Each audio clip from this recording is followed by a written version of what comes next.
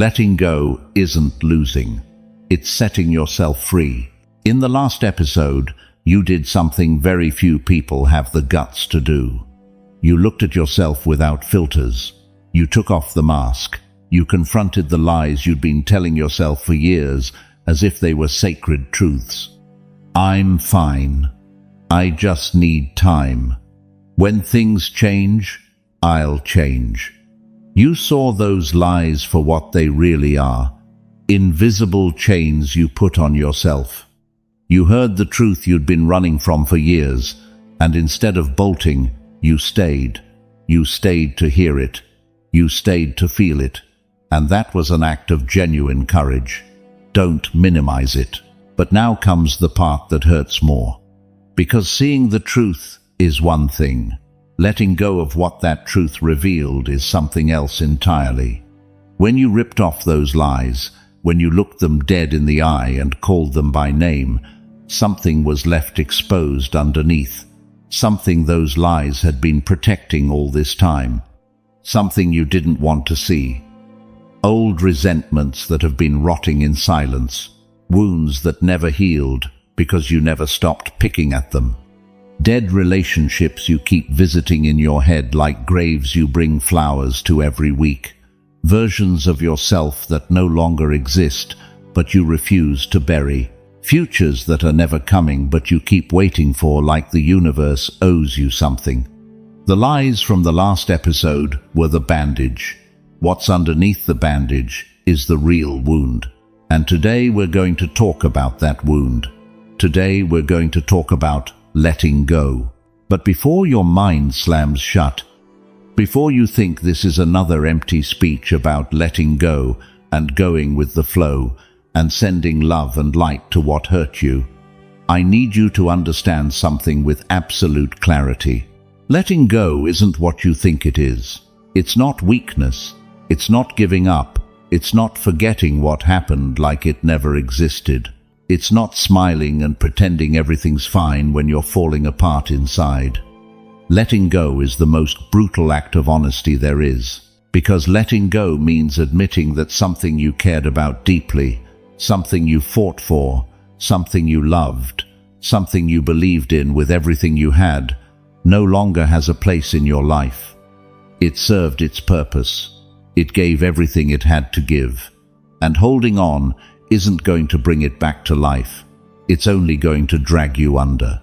And that takes more strength than holding on, a lot more. Let me tell you something you need to hear. There's a documented phenomenon in shipwrecks that rescue teams know well. When a ship goes down, when water starts pouring in and chaos takes over, people do something that looks completely absurd from the outside. They cling to their belongings, suitcases, bags, boxes of documents, photo albums, things that would make perfect sense to carry on dry land. But in the water, in the middle of the ocean, with waves crashing and currents pulling, every extra pound is a death sentence. Rescue workers have seen it over and over. And every time, it breaks them the same way. People drowning just feet from safety. Feet, not miles, not some impossible distance. Feet. People who know how to swim, who have the physical strength to reach the shore or the lifeboat, but who sink because they won't let go of what's in their hands. They're so attached to what they think they need, to what they think defines them, to what they think they can't lose under any circumstances, that they lose the only thing that actually matters, their life. The rescuers scream. They scream in desperation. Let go. Drop what you're carrying. Let it go. But the person can't. It's not that they don't want to. It's that in that moment of panic, in that moment of absolute terror, letting go feels like losing the last thing they have. It feels like giving up. It feels like dying a little before dying completely. So they grip tighter. They clench their fists. They dig their fingers into the straps of that suitcase full of clothes they're never going to wear again, and they sink, slowly, eyes open, hands full. They die with their hands full and their lungs empty. Sound familiar? Because that's exactly what you're doing right now, today, as you're listening to this. You're not drowning because life is too hard. You're not drowning because the current is too strong or because you don't know how to swim. You're drowning because your hands are full of resentments you carry like war trophies, full of relationships that died years ago but you keep feeding in your head, replaying conversations that already happened, imagining ones you never had, full of versions of yourself that no longer exist, that already served their purpose, but you refuse to let go because releasing that version feels like releasing your identity. And then you wonder why you can't move forward. You wonder why you feel that constant weight in your chest, that exhaustion that doesn't go away with 8 hours of sleep, or 10, or 12. That feeling of running without moving, like a hamster wheel that spins and spins and spins, but never goes anywhere. That silent frustration that builds up day after day, until one day it explodes at the worst moment, with the wrong person, over the most insignificant thing. It's not life that's heavy. Hear this clearly. It's not life that's heavy. It's what you're carrying. Life itself is movement. It's change. It's flow. Life isn't heavy. What's heavy is your insistence on carrying things that life already took away, moments that already passed, people who already left, opportunities that already closed their doors, versions of reality that only exist inside your head. That's what weighs you down. And every day you keep carrying all of that, you sink a little more. There's a concept in ships called ballast. Ballast is weight deliberately placed in the lower part of the hull to provide stability. Without ballast, the ship capsizes with the first strong wave. But here's a crucial detail. Ballast only works if it's the right amount. Too little, and the ship is unstable, rocking with any breeze. Too much, and the ship sinks, becomes slow, heavy, unable to maneuver when the storm hits. Experienced captains know exactly how much ballast they need, and above all, they know when it's time to dump ballast to survive. Because that's what captains do when the storm is too strong. They don't add more weight. They let go. They throw cargo overboard. They get rid of everything that isn't essential to keeping the ship afloat. And they do it fast, without sentimentality, without looking back, without crying over lost merchandise. Because they understand something you still haven't understood. No cargo is worth more than the survival of the ship. You've been doing the exact opposite for years. Every wound, every betrayal, every disappointment, every failure, every broken promise, every word someone said that lodged itself in your soul, you stuff it into your ship's cargo hold. And you never take anything out. Never. You just keep adding and adding and adding. Every year that passes, more weight. Every relationship that fails, more weight. Every unfulfilled expectation, more weight. And you're surprised the ship is sitting so low in the water. Surprised that every new wave threatens to sink you. Surprised that you can't navigate with the speed and agility you used to have back when the hold was empty and the ship was light and could go anywhere. You're not lacking strength. You're not lacking an engine. You're not lacking wind in your sails. What you have too much of is weight. And all that weight has a name. It's called what you refuse to let go. Today we're going to start letting go of that weight. Welcome to episode 3 of From Lost to Unstoppable. This is Stoicism for winners. And today we're going to empty your hands so you can finally use them to build something new. If this episode confronts you, if something you hear today shakes you up inside, if you feel a truth hit you in the chest and knock the wind out of you, leave it in the comments with this phrase, I choose to let go of what's sinking me so I can finally float. That phrase isn't a motivational slogan. It's not a cute saying to put on a coffee mug. It's a declaration of war.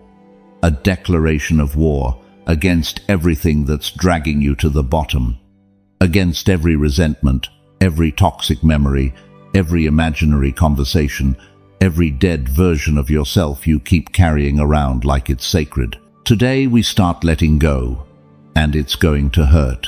But this pain is different from what you know. It's not the pain of destruction, it's the pain of liberation.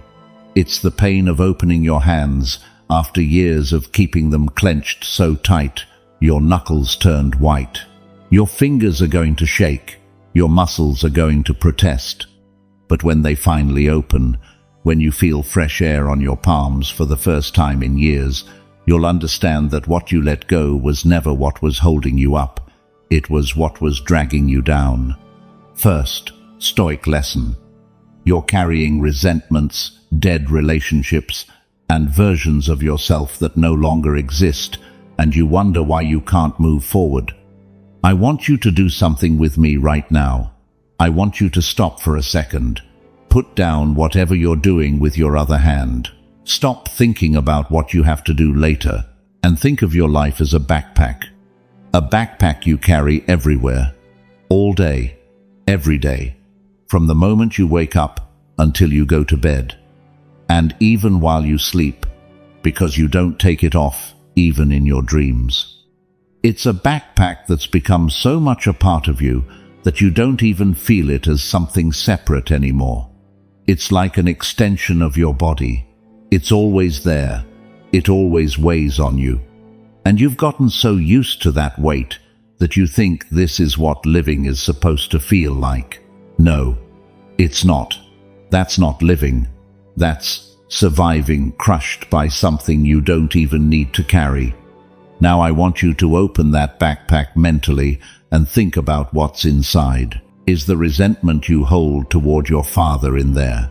That silent, deep resentment that sometimes you don't even recognize as resentment because you disguise it as indifference. I'm over it. It doesn't affect me anymore. That's a closed chapter. But every time someone mentions their father with affection, something tightens in your chest. Every time you see someone getting the support you never got, something twists inside you. You didn't get over it. You buried it. And what's buried is still alive underground. What's buried weighs more than what's visible, because you can't see it, but you feel it with every step you take. It's there, at the bottom of the backpack, contaminating everything else. Is the relationship that ended 3 years ago in there? 5, 10. That person who was once the center of your world and is now a ghost that visits your head without permission, at any hour, anywhere. Maybe it was your partner. Maybe it was someone you considered your closest ally. Maybe it was a business partner you were going to take on the world with. The relationship ended. That's a fact. It's over. But in your head, that relationship is more alive than many of the ones you have right now. You keep replaying conversations that already happened. Keep editing what you said, what you didn't say, what you should have said. Keep imagining alternate endings where things turned out differently. Keep wondering what would have happened if you'd made a different choice at that exact moment. And you keep comparing every new person to that ghost from the past. And the ghost always wins. Always. Because ghosts have an unfair advantage no living person can compete with. They have no flaws. You idealize them. You clean them up. You purify them in your memory until they become a perfect version that never existed in reality. You're competing real people against an illusion. And then you complain that no one measures up. Is the image of who you were at 25 in there? At 30? That young man with all the potential in the world spread out before him like an infinite map, with plans that seemed indestructible, with energy that never ran out, with the absolute certainty that life was going to turn out exactly as he'd designed it. That version of you who hadn't been hit by reality yet, who didn't know yet what real failure was, who didn't know yet the weight of accumulated responsibilities, of debts that won't go away, of wrong decisions that can't be undone, of paths that closed without warning. That version no longer exists, and it's not coming back, no matter how many times you summon it, no matter how many nights you stay awake thinking about what you could have done differently. That person served their time. They did what they could with what they knew at the time. And now it's time for another version of you to take control. But that new version can't be born while you're still embracing the corpse of the old one. Is the betrayal by that business partner who took what you'd built together in there? The friend who stabbed you in the back right when you needed them most, right when you trusted, right when you let your guard down? The opportunity you let pass by out of fear, doubt, paralysis that now haunts you every time you think about what could have been. The version of your family you imagined, that perfect version that crumbled piece by piece until it became something you don't recognize when you sit down at the table. All of that is in the backpack. All of it. Every piece, every memory, every wound, every ghost, every dead version of something that was once real. And every day, you add more. You never take anything out. You just keep stuffing and stuffing and stuffing. A new slight here, a painful memory there, another cruel comparison, another should have done, another if only I had, on top of the hundreds you've already accumulated. The backpack grows, the weight increases, your back curves a little more each year. Your steps get shorter, your breathing heavier, your vision narrower, and then you wonder why it's so hard to take a single step forward, why you wake up tired before the day even starts, why you go to bed defeated no matter what you accomplished, why nothing seems like enough, why life feels like walking through quicksand, where every effort pulls you deeper instead of pulling you out. It's not that you lack strength. Listen to me, because I need this to sink in deep. It's not that you lack ability. It's not that you lack discipline. It's not that you lack intelligence. It's not that you lack willpower. It's that you're carrying the weight of an entire life that no longer exists. You're trying to walk toward the future with your whole past strapped to your back. Every relationship that didn't work out, every opportunity that slipped away, every version of you that already died, all of it there, all of it on top of you, all of it crushing you. It's like trying to run a marathon with a refrigerator strapped to your back. It doesn't matter how much you train. It doesn't matter how much willpower you have. It doesn't matter how many times you tell yourself you can do it. It doesn't matter how many self-help books you read or podcasts you listen to. As long as you keep carrying that absurd weight, every step is going to be torture, and eventually you're going to collapse. Not from weakness, from pure and simple physics. Weight always wins if you don't let go. Always. Now think about this with the honesty we practiced in the last episode. Those resentments you're holding on to, who are they actually punishing? The person who hurt you? Think about it coldly, without emotion, the way a Stoic would. That person probably doesn't even think about you. I'm not saying that to hurt you. I'm saying it because it's reality. That person is living their life. They're sleeping fine at night. They're worried about their own problems. Meanwhile, you relive the wound every night like a movie you can't stop watching. You pause it. You rewind it. You watch it in slow motion. You analyze every detail. You rewrite the dialogue. You imagine what you should have said. You imagine endings where you win, where you have the last word, where you come out on top. And when you finish that private screening in your head, you feel exactly as empty as when you started, or worse, because you just lost another hour feeding something that gives you nothing in return. Those dead relationships you keep alive in your mind, think about it. What are they actually giving you? They're not giving you love, because the love is gone. It left. It ran out. It transformed into something else, or simply disappeared. They're not giving you companionship, because that person already left your life. They're not giving you new lessons, because you already learned everything that experience had to teach you years ago. The only thing they're giving you is an illusion of connection that prevents you from seeking a real one. You're so busy talking to ghosts that you can't hear the people standing right in front of you. Living people, present people, people who are there, trying to reach you, but who find the door locked because you're inside, having a conversation with someone who no longer exists. And those old versions of yourself, that man you were before things got complicated, that young guy with infinite plans and energy that seemed inexhaustible, that version already served its purpose. It already did what it needed to do in the time it lived. Clinging to it won't bring it back. It only prevents you from building the version you need to become now. It's like an actor who refuses to let go of a character whose show already ended. The play changed, the set changed, the audience changed, the script changed. But he's still there, repeating the same lines from a show that ended years ago to an empty theater, waiting for applause that's never going to come. You can't walk forward while looking backward. It doesn't work that way. It's never worked that way. And deep down you know this perfectly well.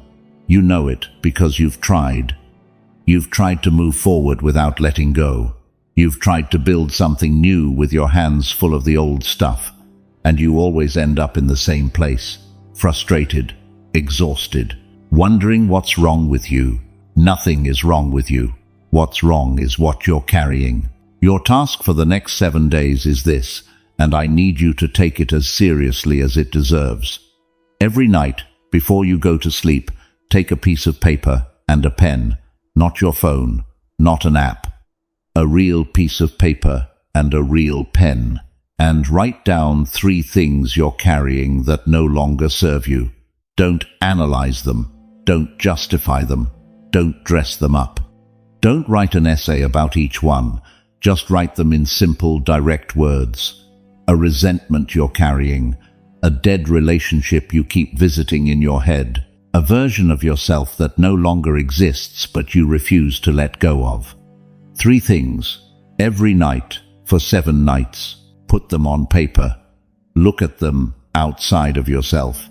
Because when something only exists in your head, it has disproportionate power. It grows larger. It distorts. It becomes something monstrous you can't face. But when you put it on paper, when you reduce it to concrete words written by your own hand, it loses power. It becomes real. It becomes finite. It becomes something you can look at from the outside, instead of something that devours you from within. By the end of the week, you'll have 21 things written down, 21 stones you're carrying in that backpack. And only then, when you see them all together, written in your own handwriting on a real piece of paper, will you understand why it's so hard for you to walk. Second Stoic lesson. Letting go isn't giving up or forgetting. It's stopping the self-poisoning from something that can no longer give you anything. Now that you've opened the backpack, now that you've looked at what's inside, your mind is going to do something predictable. It's going to try to convince you that all of that needs to stay there. It's going to resist. And the resistance won't come as a logical argument. It will come as identity. Because your ego has built a very elaborate, very convincing, very well-constructed narrative around the pain you carry. And that narrative says something you need to hear so you can dismantle it. Your ego has been telling you a story for years, a story where holding on to what hurt you is noble, where carrying pain is a demonstration of character, where the capacity to suffer is proportional to the capacity to love, where letting go is synonymous with weakness, giving up, indifference, betrayal. Your ego tells you that strong people don't let go, that strong people endure, that strong people carry everything without complaining, without yielding, without showing cracks. That letting go means what happened didn't matter. That if you let go of the resentment, you're saying what they did to you was okay. That if you let go of that dead relationship, you're erasing everything it meant. That if you let go of the old version of yourself, you're admitting you failed. Lies. All of that is a lie. And today we're going to dismantle it piece by piece, with the same brutal honesty we used in the last episode to confront the lies you were telling yourself. Because this is also a lie, one of the most dangerous ones that exist, because it disguises itself as virtue. Let's begin. Letting go is not giving up. Hear the difference because it's fundamental, and confusing these two things has cost you years of your life. Giving up is staying on the ground after life knocked you down, not trying to get up, not wanting to get up, accepting that you're going to stay there forever. Giving up is absolute passivity. It's stopping the fight. It's saying, "I can't anymore," and believing it so deeply that it becomes your truth. Letting go is the exact opposite. Letting go is getting to your feet. It's dusting yourself off. And in the act of standing up, leaving on the ground what knocked you down, it's saying, "What happened, happened. It hurt me. It marked me. It taught me things I didn't want to learn. But it's not going to define me. It's not going to anchor me to this point in the road forever. I get up, and what knocked me down stays down. I keep walking." They are two completely different things. Giving up looks at the ground and stays there, motionless, waiting for something to change from the outside.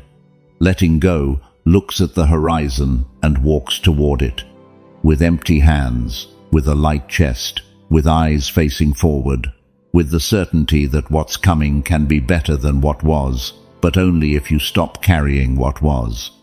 Letting go is not forgetting. And this is crucial for you to understand, because a lot of people confuse the two things, and that confusion keeps them prisoners for decades. You can't erase what you lived. Your brain doesn't work that way. No one is asking you to. The experiences you had, all of them, the good ones and the devastating ones, shaped you. They're part of your story. They're the bricks that built the person you are today. And some of those bricks were laid with pain, with blood, with tears no one saw. That's real. That's valid. That's yours. But there's an enormous difference between remembering something as part of your past and carrying something as if it were your present. One thing is having a scar, looking at it from time to time and saying, "This happened, it hurt, I learned, I move on." A completely different thing is opening that wound every morning with your own hands, making sure it keeps bleeding, and then going out into the world complaining that you can't stop bleeding. The scar is wisdom. The open wound is self-destruction disguised as loyalty, and you decide every day which one you choose. Every morning when you wake up, every night when your mind starts rewinding the movies of the past, it's a choice. Unconscious many times, yes. Automatic in most cases, yes. But a choice at the end of the day. And what is chosen unconsciously can begin to be chosen consciously. That's what we're doing here. Letting go is not forgiving, at least not necessarily. And this is something that liberates a lot of people when they hear it for the first time. You can let go without forgiving. The two things aren't connected. You can decide that what that person did was unforgivable. You can decide they don't deserve your forgiveness. That what happened was so serious, so damaging, so deeply unjust, that forgiveness is not an option. Not now, not ever. And that's okay. That's your right. But even so, you can decide that you're not going to carry it anymore. That you're not going to let that person occupy free rent in your mind anymore. That you're no longer going to allow something that happened in the past to keep dictating how you feel in the present, how you act in the present, how you live in the present. You don't have to absolve anyone to be free. You just have to let go. Leave that person where they belong, in the past, on a page of your story that's already been written, that you can't edit anymore, that you can't change, no matter how many times you reread it. The difference is that forgiveness is a gift you give to the other person. Letting go is a gift you give to yourself. And frankly, after everything you've carried, after all the years you've been hauling that weight, it's about time you gave yourself that gift. So, if letting go isn't giving up, if it's not forgetting, if it's not forgiving, what is it? Letting go is stopping the self-poisoning from something that can no longer give you absolutely anything. Nothing. Not love, not justice, not answers, not closure, not peace, not revenge, nothing. It's recognizing with open eyes that that thing, that person, that situation, that memory has already given everything it had to give. It's done. The well ran dry. There's no water there anymore, no matter how deep you dig, no matter how many times you come back with the same bucket, hoping to find something different. There's nothing.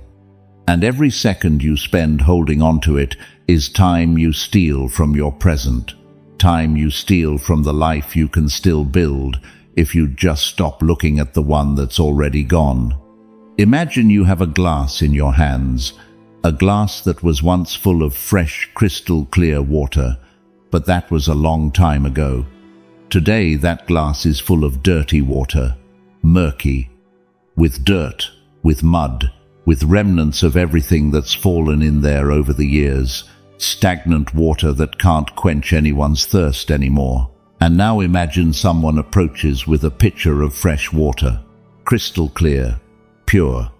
Life is offering you something new, an opportunity, a connection, but you can't receive it. Why?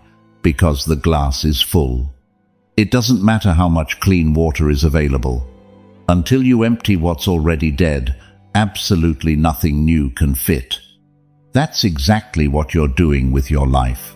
You're so full of the old that there's no room for the new, so full of accumulated pain that there's no room for peace, so full of resentment that there's no room for a genuine connection with another person, so full of what was that there's no room for what could be, so full of past conversations that you can't hear the present ones, so full of the person you were that you can't discover the person you need to be now. And the worst part, the truly tragic part of all this, is that you mistake it for strength.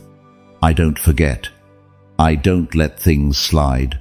I'm the kind of person who remembers. Nobody plays me twice. You say it with pride, with your jaw clenched, with that hard look you think makes you look strong, as if holding on to pain were a medal of honor you pin to your chest every morning. As if the ability to suffer indefinitely over something that already happened, something you can no longer change, something that only exists inside your own mind, somehow made you more respectable. It doesn't make you stronger. It makes you heavier.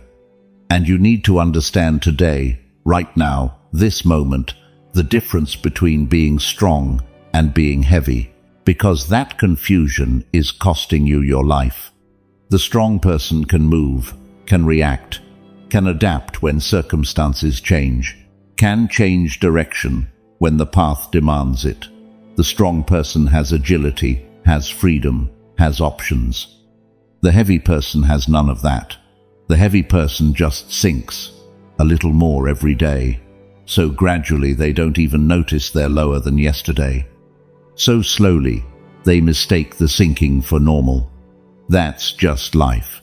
That's what being an adult feels like. That's how things are. No, that's not life. That's the weight.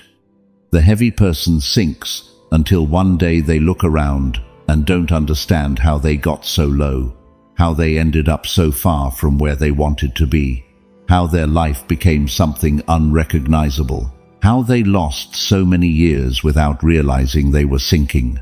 The answer is simple. They got there because they didn't let go, because no one taught them that letting go isn't losing. that letting go is the essential condition for winning anything worth having. Your task for this lesson is straightforward, and I need you to do it today. Identify one single thing in your life that you're carrying that no longer contributes anything positive whatsoever. Just one. I'm not asking for 10. I'm not asking for 5. 1. It could be a resentment. It could be a dead relationship. It could be a version of yourself that no longer exists. It could be an expectation that was never fulfilled. It could be an apology you've been waiting years for that's never going to come. When you identify it, when you have it clear in your mind, ask yourself one question with the most brutal honesty you have. What is this thing I'm still carrying giving me? Not what it gave me in the past. Not what it meant when it happened. Not what it represents in my personal history. What is it giving me today, in this exact moment of my life? What is it contributing? What is it adding? What real, concrete, tangible value does continuing to carry this give me? If the honest answer is nothing, and in the vast majority of cases it's going to be exactly that, then you already know what you have to do. I'm not asking you to let go this instant. Letting go isn't a switch you flip all at once. It's a process, but every process starts with a recognition. And that recognition is, this isn't giving me anything anymore, and yet I keep carrying it, and that has to change. When you can see that clearly, when you can admit it without excuses, and without your ego stepping in to convince you that you need to keep carrying it, the process of letting go has already begun. Third Stoic lesson. Epictetus lost his freedom, was a slave, and taught that we only suffer from what we cling to, as if it were ours. I need to tell you a story, a real story, not a pretty parable or some anecdote made up to sell you an idea, a story that happened almost 2,000 years ago and has more to do with your life than you can imagine. In the year 50 AD, in a city called Hierapolis, in what is now Turkey, a boy was born. He wasn't born in a cradle. He wasn't born in a house. He was born in captivity. His name was Epictetus, and from the first day of his existence, he wasn't considered a person. He was considered property, an object, a tool with a pulse. Epictetus was born a slave. He didn't choose that life.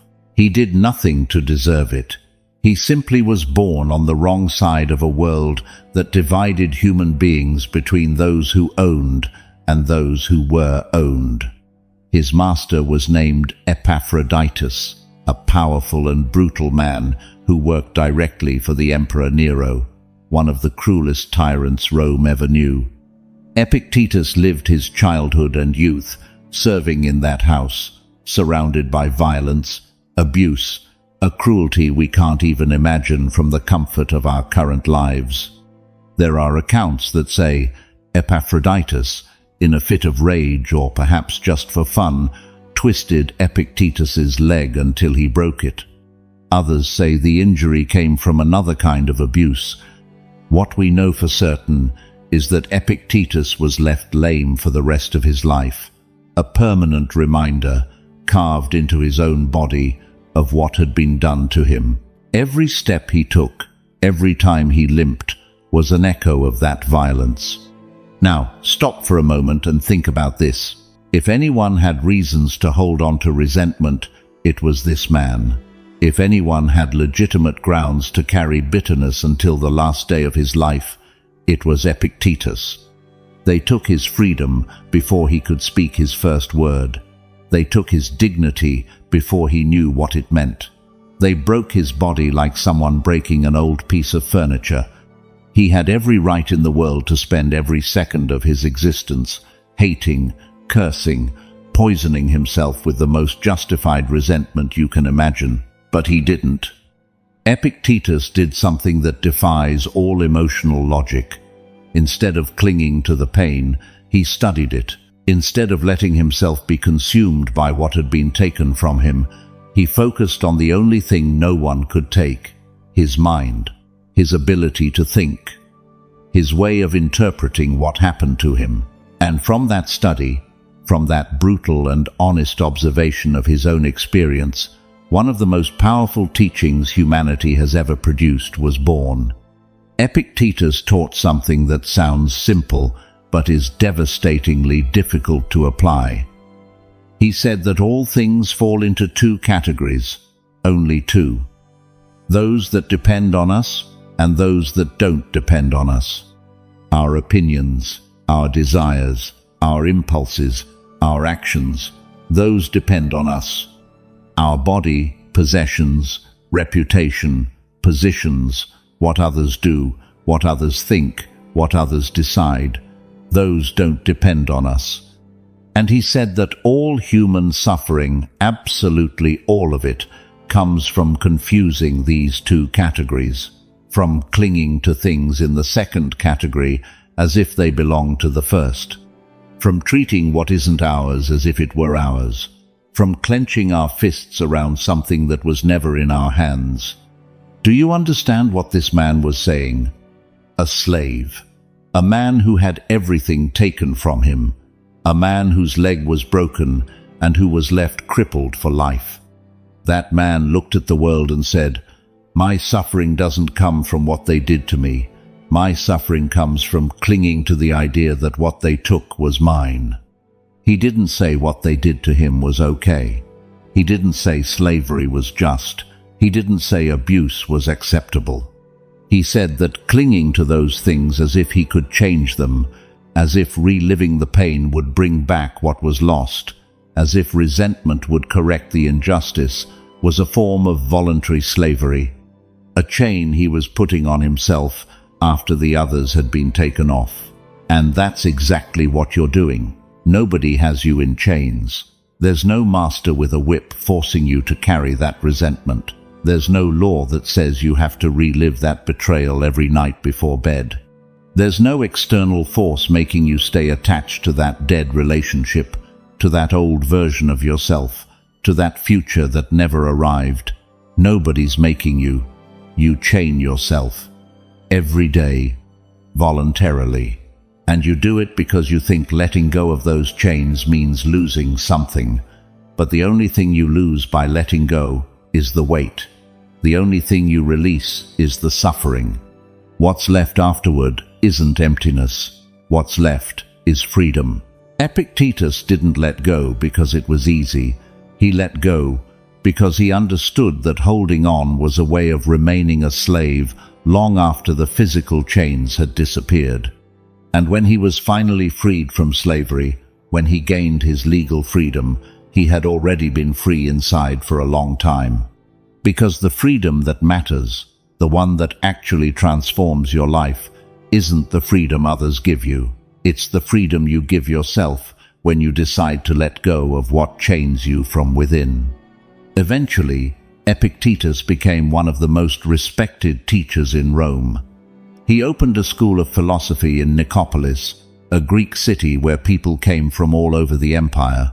He taught senators, generals, men who had all the power in the world, but who lived enslaved by their own fears, their own resentments, their own obsessions with what they couldn't control. Men who could buy entire cities, but couldn't buy a single night of peace. Men who commanded legions, but were commanded by a memory, by an offense, by a fear they couldn't let go of. And to all of them, he taught the same thing I'm teaching you now, that we only suffer from what we cling to as if it were ours. Think about the irony of that. A man who was a slave teaching free men how to stop being slaves, because the slavery that destroys most isn't the kind imposed from outside. It's the kind you impose from within. And that's the one you're living right now. The insult someone threw at you 10 years ago that you still repeat in your head like a broken record, it's not yours. Those are words someone else said in a moment that already passed. Words that came from another person's mouth, another person's mind, another person's problems. You're the one who chooses to repeat them night after night as if they were a sacred prayer. The betrayal you suffered, it's not yours. It's an action another person committed with their own will and their own reasons that probably had nothing to do with you. You're the one who chooses to relive it as if it's happening today. The love that left, it wasn't yours. It was a shared feeling that existed while conditions allowed, and when conditions changed, it transformed into something else or simply dissolved. You're the one who chooses to chase a ghost that no longer has a body. None of that is yours, and yet you carry it as if it were your most valuable possession. You protect it, you feed it, you dedicate hours of your life to it. You give it space in your mind, in your heart, in your sleepless nights. You give more attention to what you lost than to what you still have.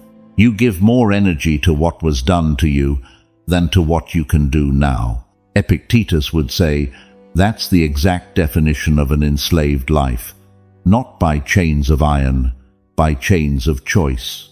Your task for the next 7 days is this, and it's one of the most important of this entire episode.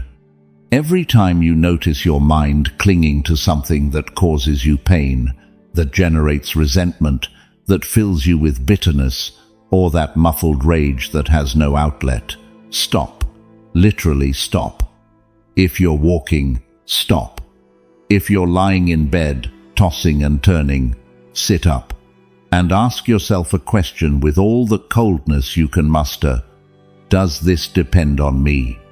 Not whether it depended on you in the past, not whether it should depend on you in a fair world. Does it depend on you now, at this precise moment? Can you change it with a concrete action today? Can you undo it? Can you fix it? If the answer is no, then you're clinging to something that belongs to Epictetus's second category.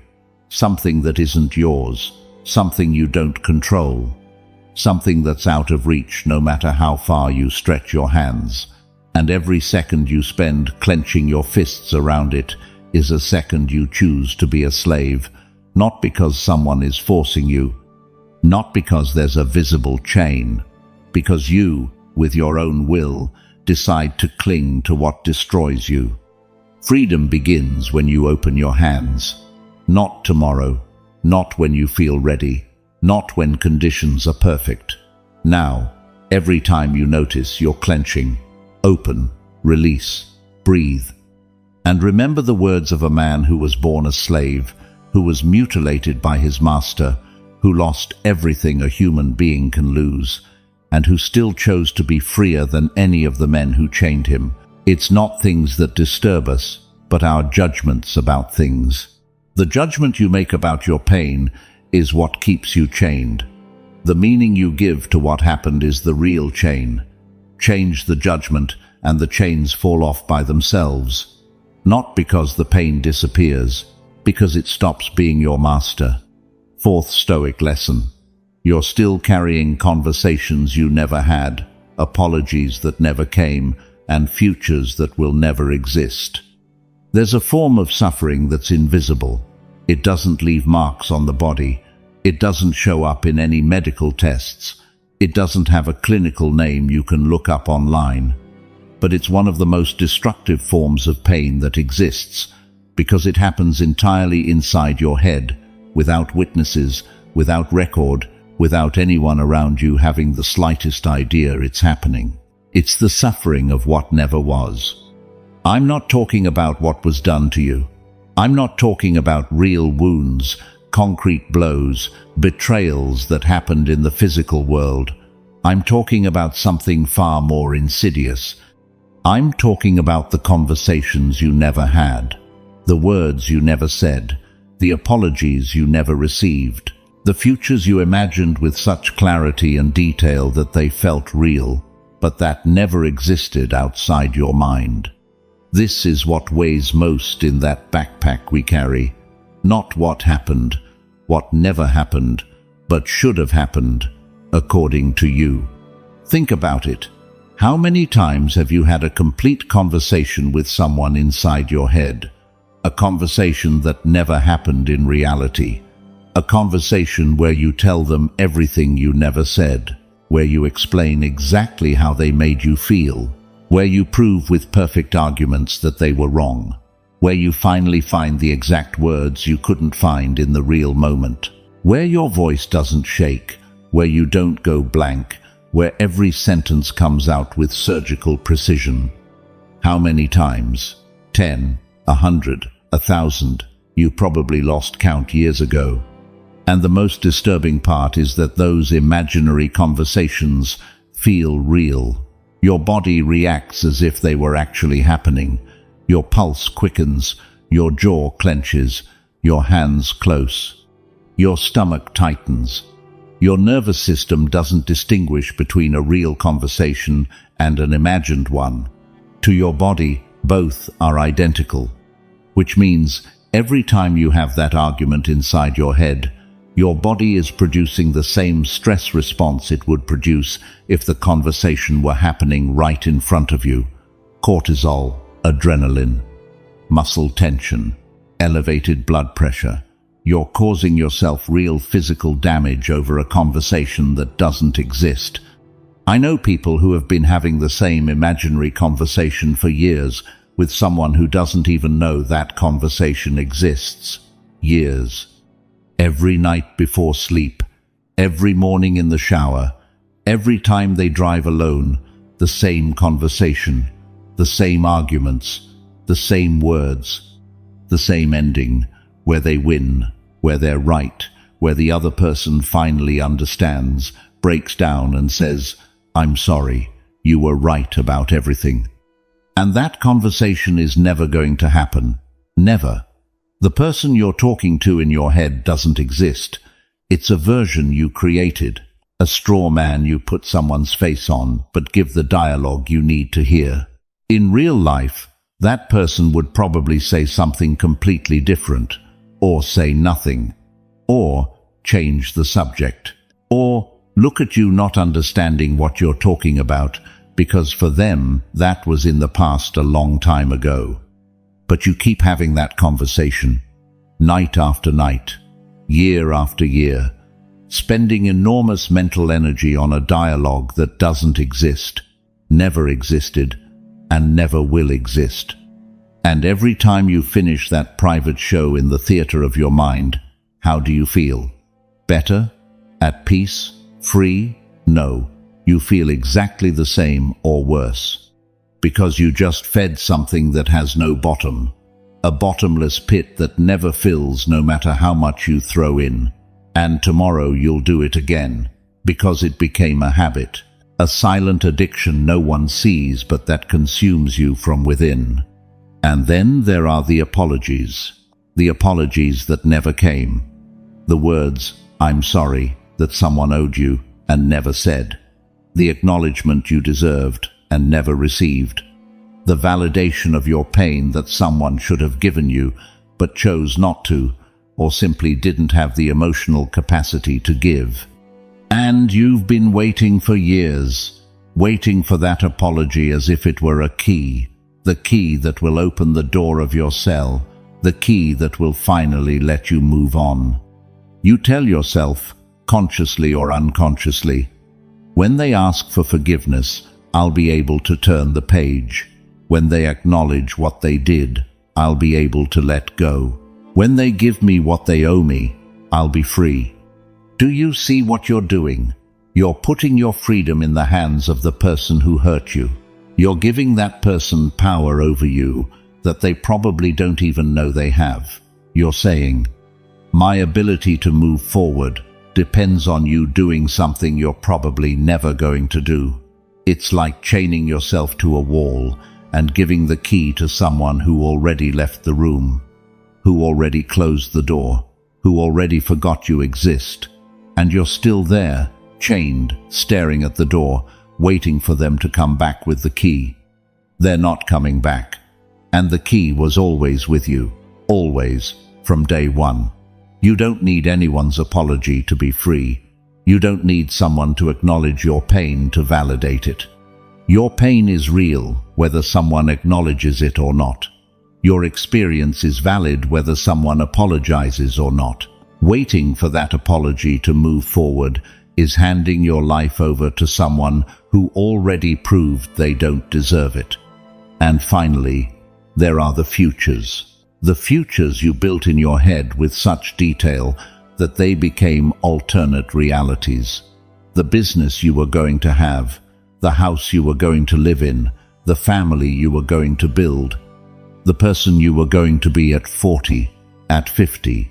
Those imagined futures that never materialized, that life derailed somewhere along the way, and that now exist as ghosts of possibilities in some corner of your mind. And you visit them. You visit them more than you dare admit out loud. You imagine what your life would be like if that had worked out the way you planned.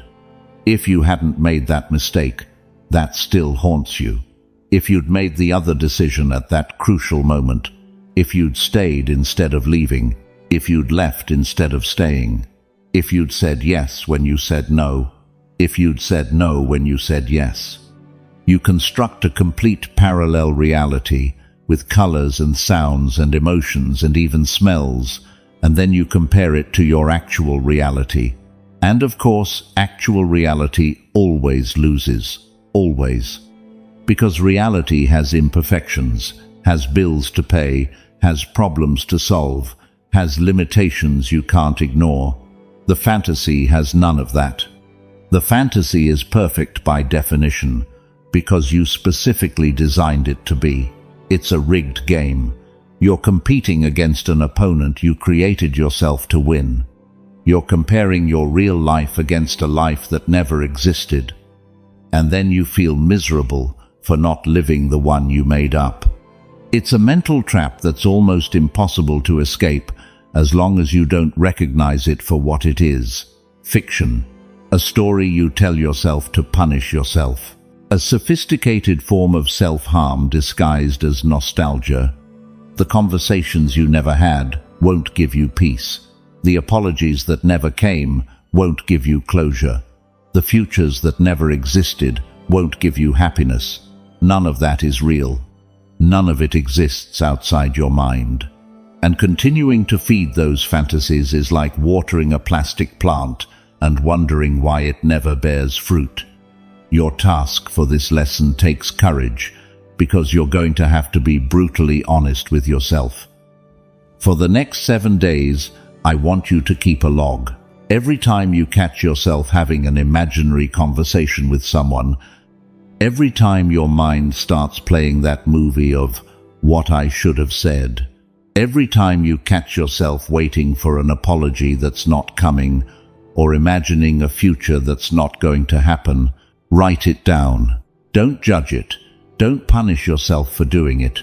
Just note it, the time, the situation, who the conversation was with, or what future you were imagining, and how long you spent there. At the end of the week, look at that log, and you're going to see something that will shake you. The number of hours of your real life you're spending on lives that don't exist. Hours you could be using to build something concrete, something tangible, something that actually can exist outside your head. Hours you're giving away to ghosts, to conversations with no one on the other end, to apologies no one is going to give, to futures no one is going to live. When you see that number, when you have it in front of you in black and white, you'll understand the real cost of not letting go. It's not an abstract cost. It's a cost measured in hours, in days, in years of your one and only life. Fifth Stoic lesson. The weight you feel isn't life. It's everything you refuse to let go of because you mistake pain for loyalty. This is perhaps the most subtle and most dangerous trap of all the ones we've seen so far. Because the previous ones at least have a logic you can identify. Resentment has a logic. Someone hurt you, and you want justice. Imaginary conversations have a logic. You need closure on something left open. Waiting for an apology has a logic. You deserve acknowledgement. You can see those traps. You can understand why you fell into them. You can, with effort, start to climb out. But this trap is different. This trap disguises itself as virtue. It disguises itself as love. It disguises itself as honor. And that's why it's the hardest to let go of. Because it doesn't feel like a chain. It feels like a duty. I'm talking about confusing pain with loyalty. There's something many people do without realizing it. They turn their pain into a form of tribute, into proof that something mattered, into evidence that they truly loved, that they truly cared, that they were truly loyal. The unconscious reasoning goes like this: if I stop suffering over this, it means it didn't matter enough. If I stop feeling this pain, I'm betraying what it was. If I let go, I'm proving it was never real. Sound familiar? Maybe you've never articulated it in those exact words. Maybe you've never said it out loud. But somewhere deep in your mind, that equation is running. Pain equals loyalty. Suffering equals love. Letting go equals betrayal. It's the reason some people have been suffering for years over a relationship that ended, and, deep down, don't want to stop suffering. Because stopping would mean, according to that twisted logic, that the relationship wasn't important, that the love wasn't real, that the years they shared weren't worth it. So they keep suffering. Not because they can't stop, because they believe they shouldn't stop, because the suffering became their way of honoring what was, their way of proving they were loyal, their way of saying, this mattered, without using words. It's the reason some people won't let go of resentment toward an absent or abusive parent, because letting go of that resentment feels like saying, what you did to me was okay, like minimizing the damage, like erasing the scars. So they carry that resentment like a torch that illuminates the injustice they lived through, a torch that tells the world, look what they did to me, look how I suffered, look, I don't forget. And that torch burns their hands every day, but they won't drop it because they believe dropping it would mean the injustice didn't exist. It's the reason some people won't let go of guilt for mistakes they made years ago, because releasing that guilt feels like not taking responsibility, like escaping punishment, like saying, it wasn't that bad. So they punish themselves. They punish themselves with guilt every day. They punish themselves by replaying what they did wrong. They punish themselves by denying themselves the possibility of happiness because, according to their internal logic, they don't deserve to be happy after what they did. The guilt becomes perpetual penance, and penance gets confused with responsibility. See the pattern? In every case, pain stops being a consequence of something that happened and becomes an active choice, a choice that's justified as loyalty, as honor, as responsibility, as love.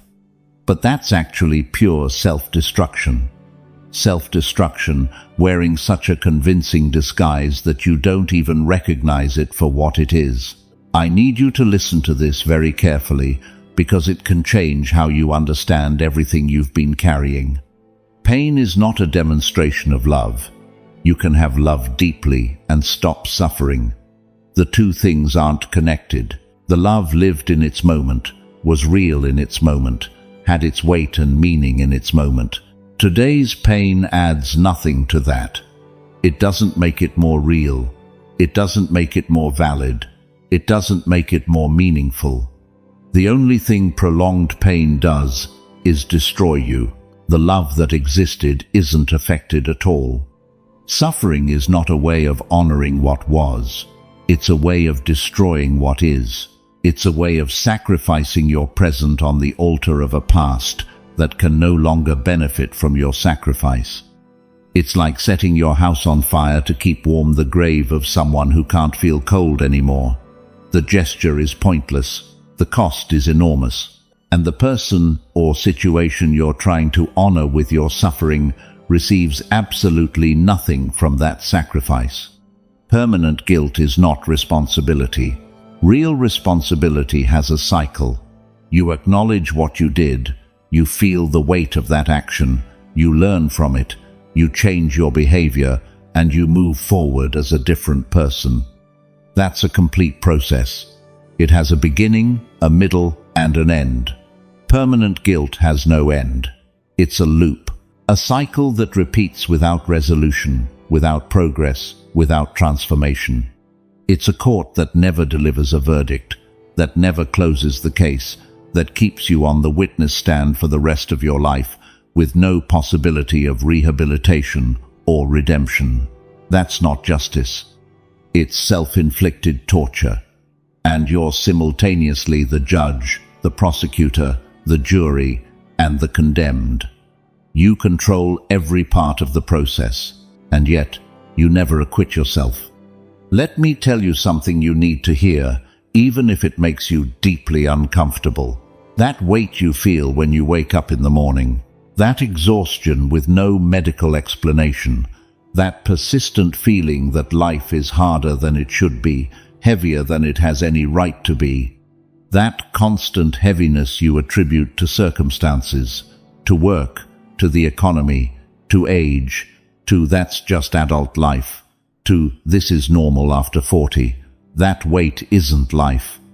I need you to understand this. Life doesn't weigh like that. Life has challenges, of course. It has hard moments that test you. It has problems to solve, and obstacles to overcome, and decisions to make without all the information. Yes, all of that is part of being alive. But life itself doesn't produce that feeling of being permanently crushed, of sinking without relief, of waking up already exhausted before you've done anything. That weight is everything you refuse to let go of. Every resentment disguised as justice, every suffering disguised as loyalty, every guilt disguised as responsibility, every imaginary conversation disguised as need for closure, every dead future disguised as nostalgia. All of that is there, on top of you, crushing you, and you think it's life that weighs like this. It's not life, it's you, clinging to things that stopped existing years ago, clinging to pain you mistake for duty, clinging to suffering you mistake for honor, and that clinging is costing you everything you could have if you'd just open your hands. The Stoics had a word for this. They called it prososh, conscious attention, the ability to observe your own thoughts and emotions without being dragged along by them, the ability to see an impulse, a pain, a resentment, and instead of automatically clinging to it, ask yourself, does this serve me? Does this bring me closer to who I want to be? Or does this just keep me chained to who I was? Your task for this lesson is uncomfortable but necessary.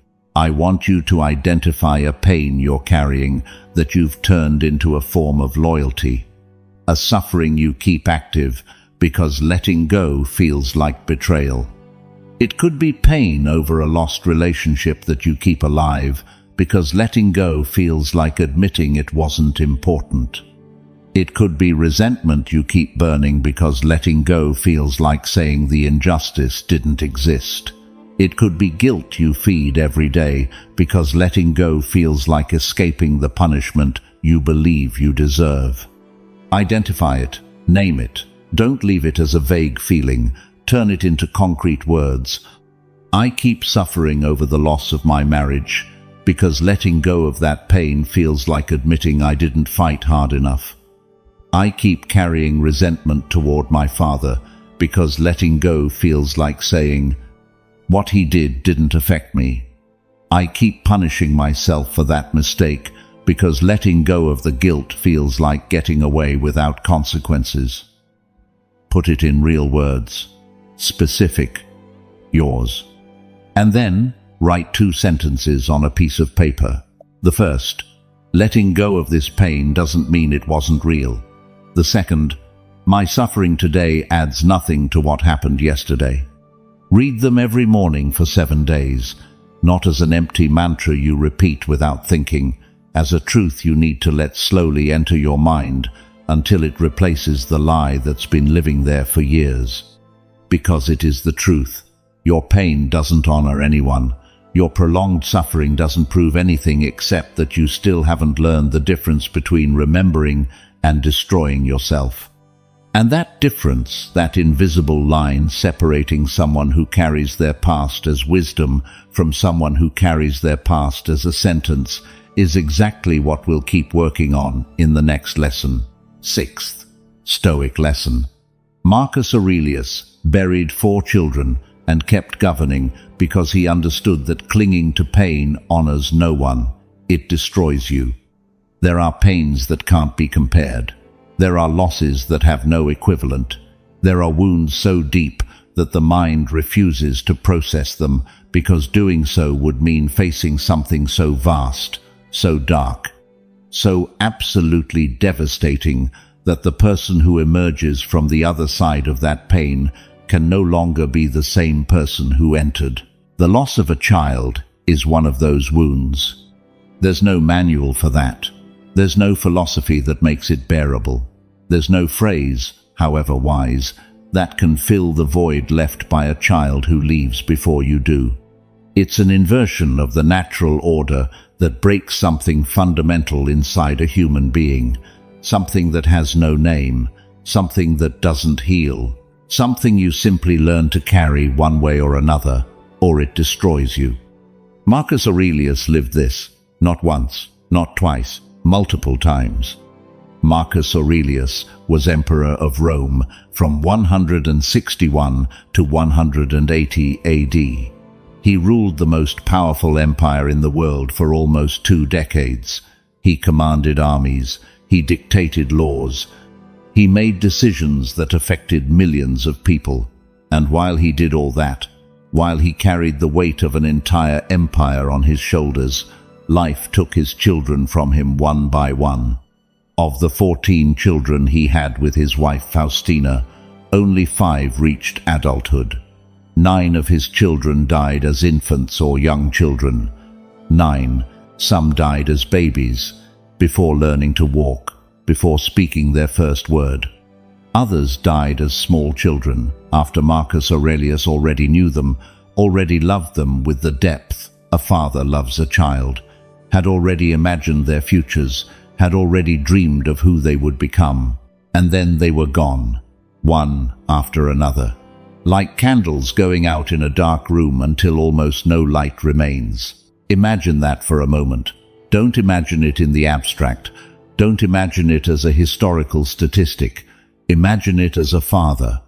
Imagine holding your child in your arms and feeling life slip from their body.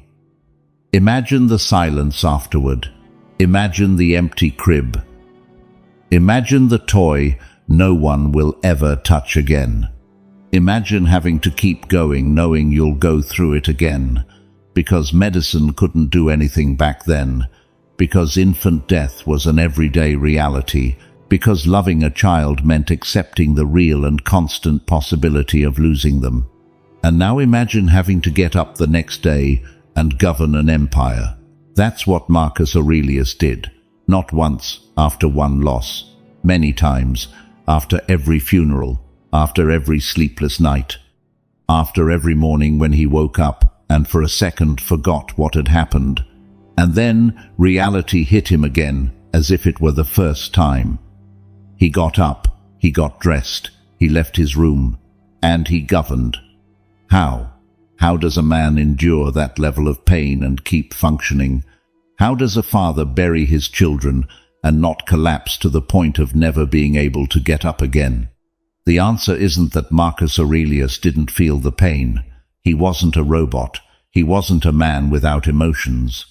His own writings, the Meditations, reveal a deeply human man, deeply sensitive, deeply aware of life's fragility and the unbearable weight of loss. He wasn't indifferent.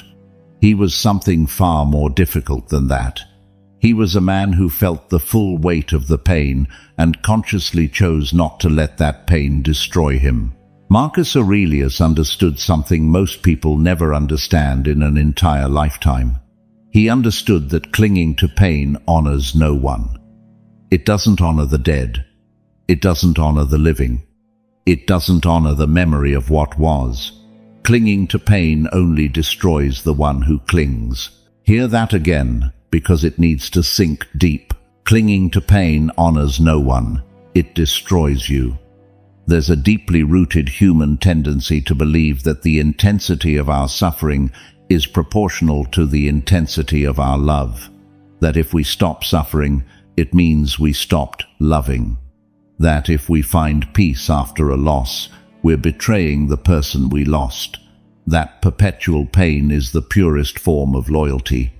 We talked about this in the previous lesson, but Marcus Aurelius faced it at a level most of us will never experience, and his example is therefore more powerful than any theoretical argument. Marcus Aurelius didn't stop loving his children when he stopped destroying himself over them. He didn't forget them. He didn't minimize what their loss meant. What he did was something infinitely harder and braver. He chose to honor their memory by living, not by dying while still alive. He chose that his children's legacy would be a father who kept building, who kept serving, who kept getting up every morning and doing what needed to be done, not a father who collapsed and became a shadow of what he once was. Because that's what happens when you cling to pain as a form of tribute. You don't become a monument to love, you become a ruin, and ruins honor nothing. Ruins are just evidence that something collapsed. In his Meditations, that private journal that was never written to be published, never intended for anyone else to read, Marcus Aurelius spoke to himself with the honesty that cuts. He wrote about the transitory nature of everything that exists. He wrote that everything we love is temporary, that everything we touch is in the process of disappearing, including ourselves. That the people we love are like leaves on a tree. They're there for a time, they shine with their color, they serve their purpose while the weather allows, and then they fall. And that our task, our true task as human beings, isn't to cling to the leaves that fell, isn't to pick them up off the ground and try to glue them back on the branches.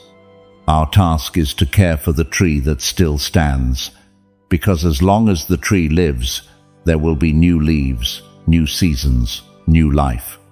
But if the tree dies of grief for the lost leaves, if it devotes all its energy to mourning what's gone instead of nourishing what remains, there will be nothing left, no old leaves, no new leaves. Just a dry, empty trunk that gives shade to no one and bears fruit for no one. You are the tree. Your life, your current relationships, your work, your purpose, your future possibilities, all of that is the tree.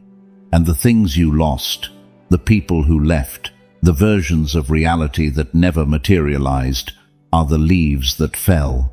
You can spend the rest of your life staring at the leaves on the ground, mourning each one, trying to glue them back on the branches with the absurd hope that they'll turn green again. Or you can look up, see the branches that are still alive, and dedicate your energy to keeping the tree growing. Marcus Aurelius chose to care for the tree. He buried his children, felt a pain you and I can't even imagine, and chose to keep being a good emperor, a good philosopher, a good human being.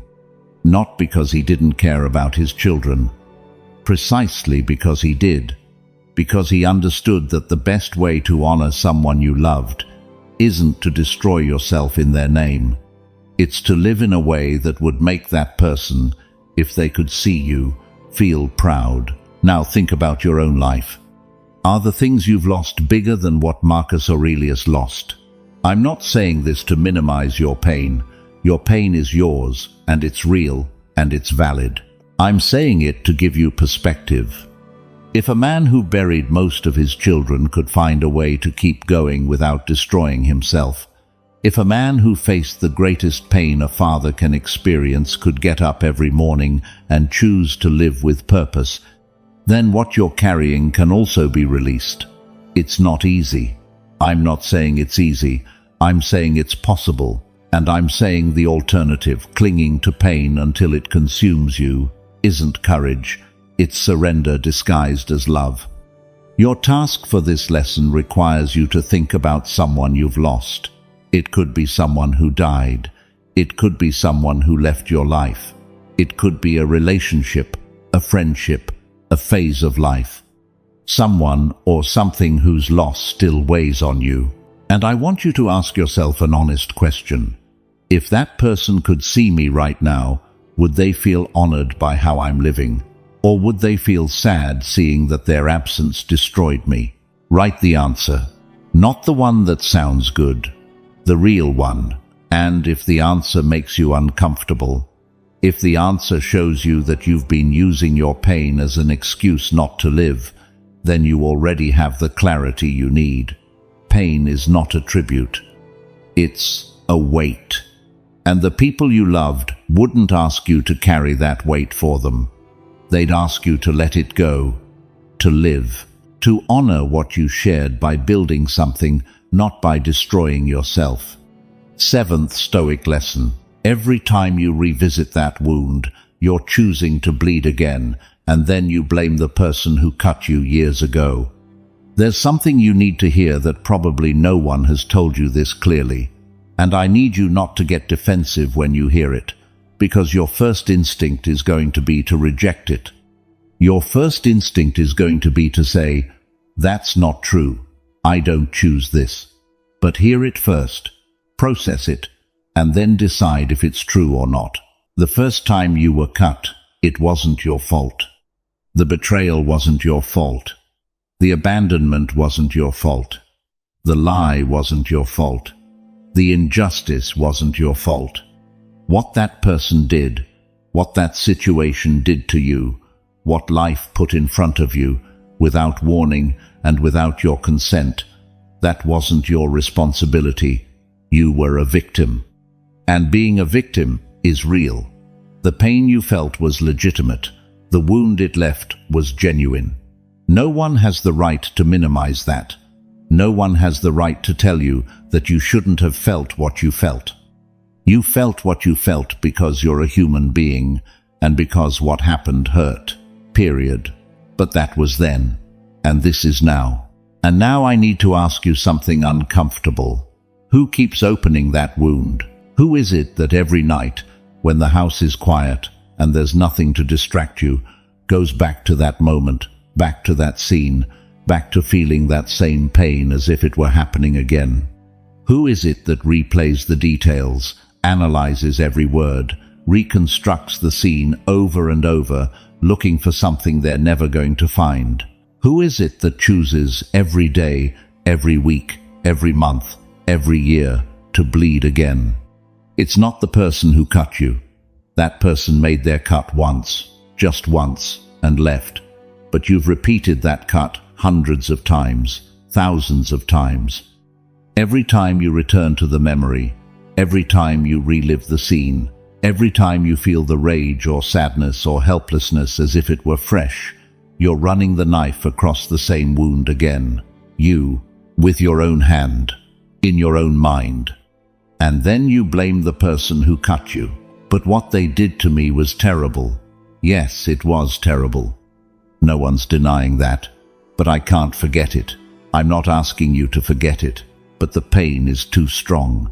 The pain you feel today isn't the original pain. The original pain happened once, at a specific moment in the past. The pain you feel today is the pain of repetition. It's the pain of reopening a wound that was trying to heal. It's the pain you produce every time you decide to return to that scene. And there's an enormous difference between the pain someone caused you and the pain you keep causing yourself. Think about it with the cold logic of a Stoic. If someone slaps you, the slap hurts. The impact is real. The red mark on your face is real. You didn't choose that. That was done to you. But if after the mark disappears, after the sting fades, after the skin returns to its normal color, you slap yourself in the same spot every morning when you wake up, whose fault is the pain you feel? The person who hit you once 10 years ago, or you, who have been hitting yourself every day since then? The question is brutal. So is the answer. Every time you revisit that wound, you're choosing to bleed. You don't do it out of conscious masochism. You do it because at some point your mind created a pattern, a circuit that activates automatically, a neural pathway that's been traveled so many times it became a highway. Your thoughts travel without your permission. You lie down, and without consciously deciding, your mind starts playing the movie. You arrive at a place that reminds you of something, and automatically you're back in that moment. You hear a song, smell a perfume, see a similar name, and the circuit activates, and you bleed again. But just because it's automatic doesn't mean it's inevitable. Automatic circuits can be interrupted, patterns can be broken, mental highways can be closed if you stop traveling them long enough. It's not easy, it's not immediate, but it's possible. And the first step, the step without which no change is possible, is recognizing that you're the one choosing to bleed. Not consciously the first time, but every time you decide not to do anything to change the pattern. There's a concept in psychology called rumination. Rumination is the act of mentally replaying a painful experience over and over, without reaching any new conclusion, without gaining any additional insight, without moving 1 inch toward resolution. It's like chewing the same food for hours without ever swallowing. It doesn't nourish you, it doesn't feed you, it just wears out your jaw and leaves you with a bitter taste that won't go away. Rumination is what you do every night when you revisit that wound. You're not analyzing what happened to understand it better. You already understand it. You're not looking for a new lesson. You found it years ago. You're not processing the emotion. You've processed it 1,000 times. You're ruminating. You're chewing the same mouthful of pain over and over, without swallowing it, without spitting it out, without doing anything productive with it. Just chewing, until your jaw aches, until your teeth wear down, until that bitter taste becomes the only thing you know. And while you ruminate, the person who hurt you keeps living their life. This isn't a minor detail. It's the center of everything. The person who cut you doesn't feel your pain when you relive it. They don't lose sleep when you lose sleep. They don't feel miserable when you feel miserable. Your suffering is completely one-sided.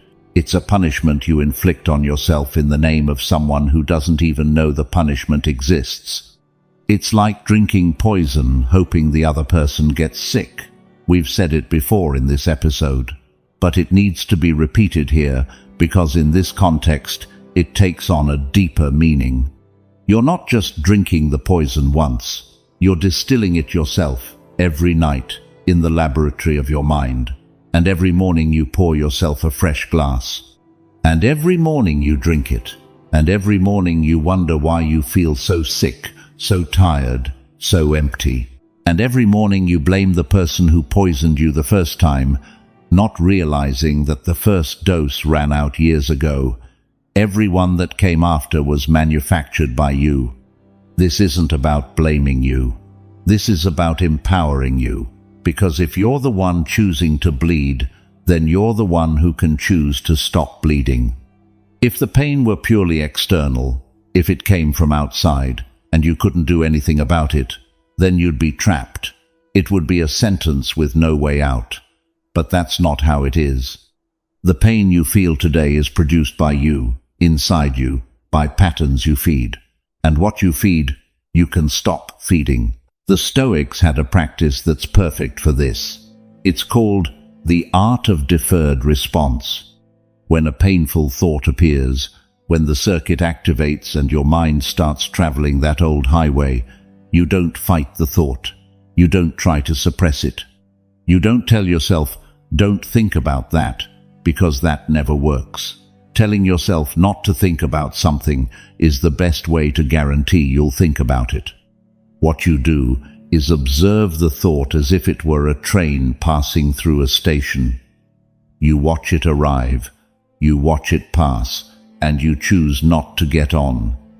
You don't chase it, you don't run after it.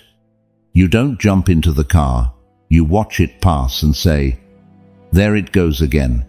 I know that train. I know where it goes. I've made that trip enough times.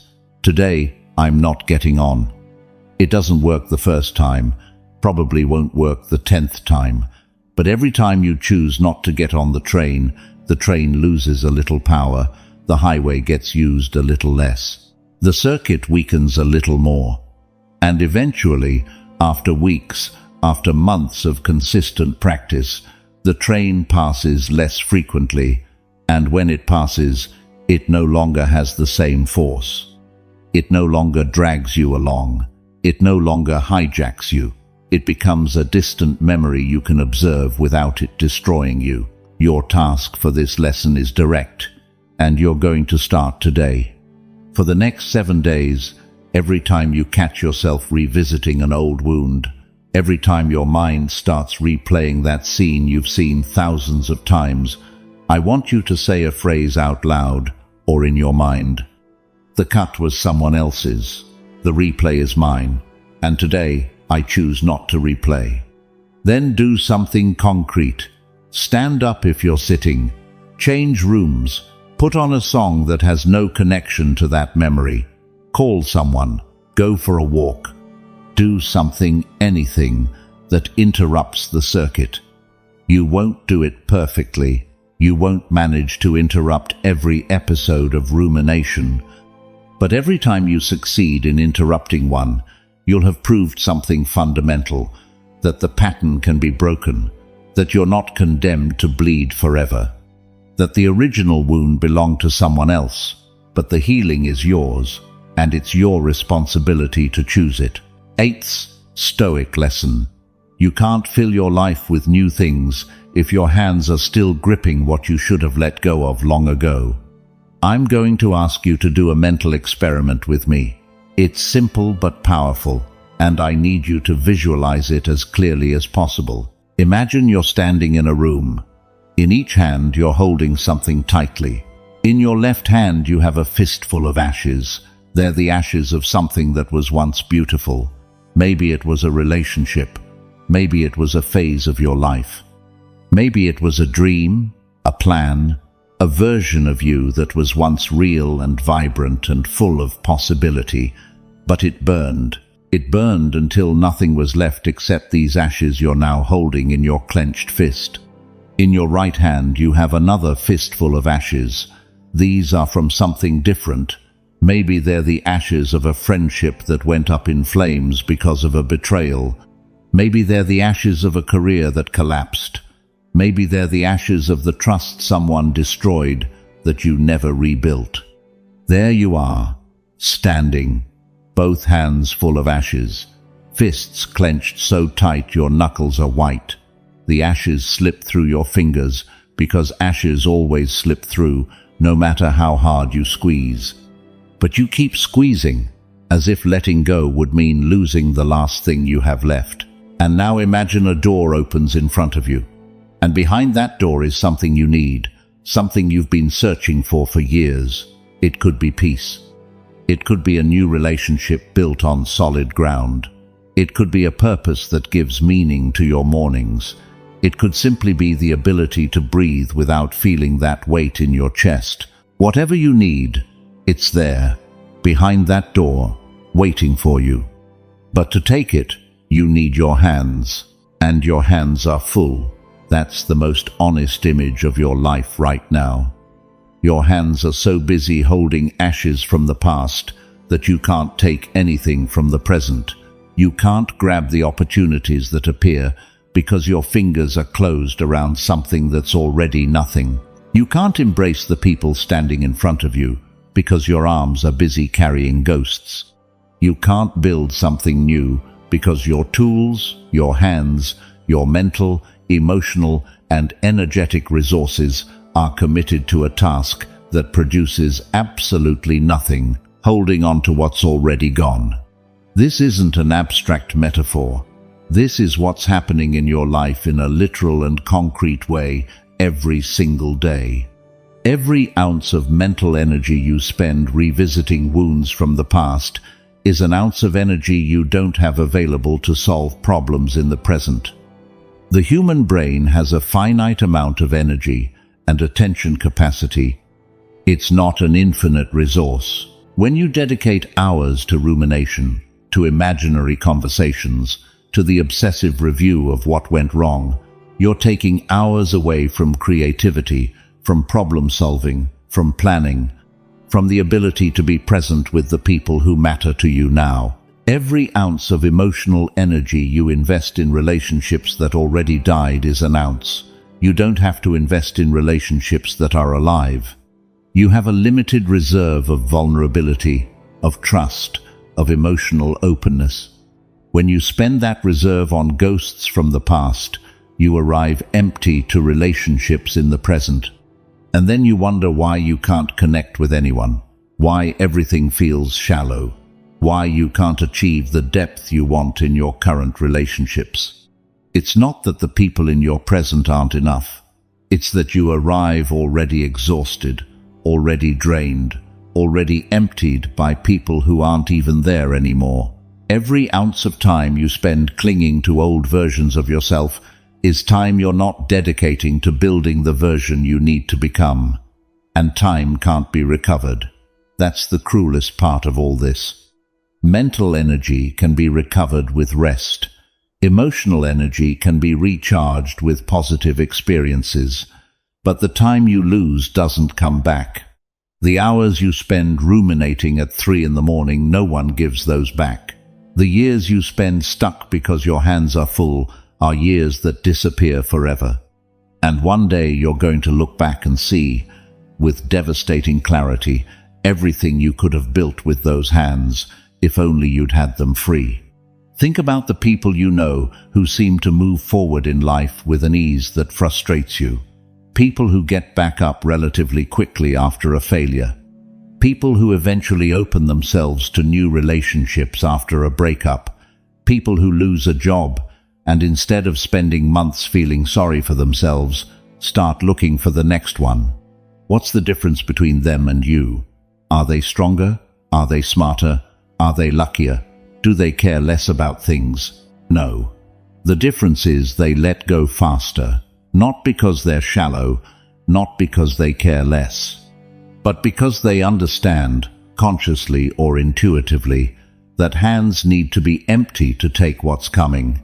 They understand that clinging to what was prevents receiving what could be. It's not indifference, it's emotional intelligence.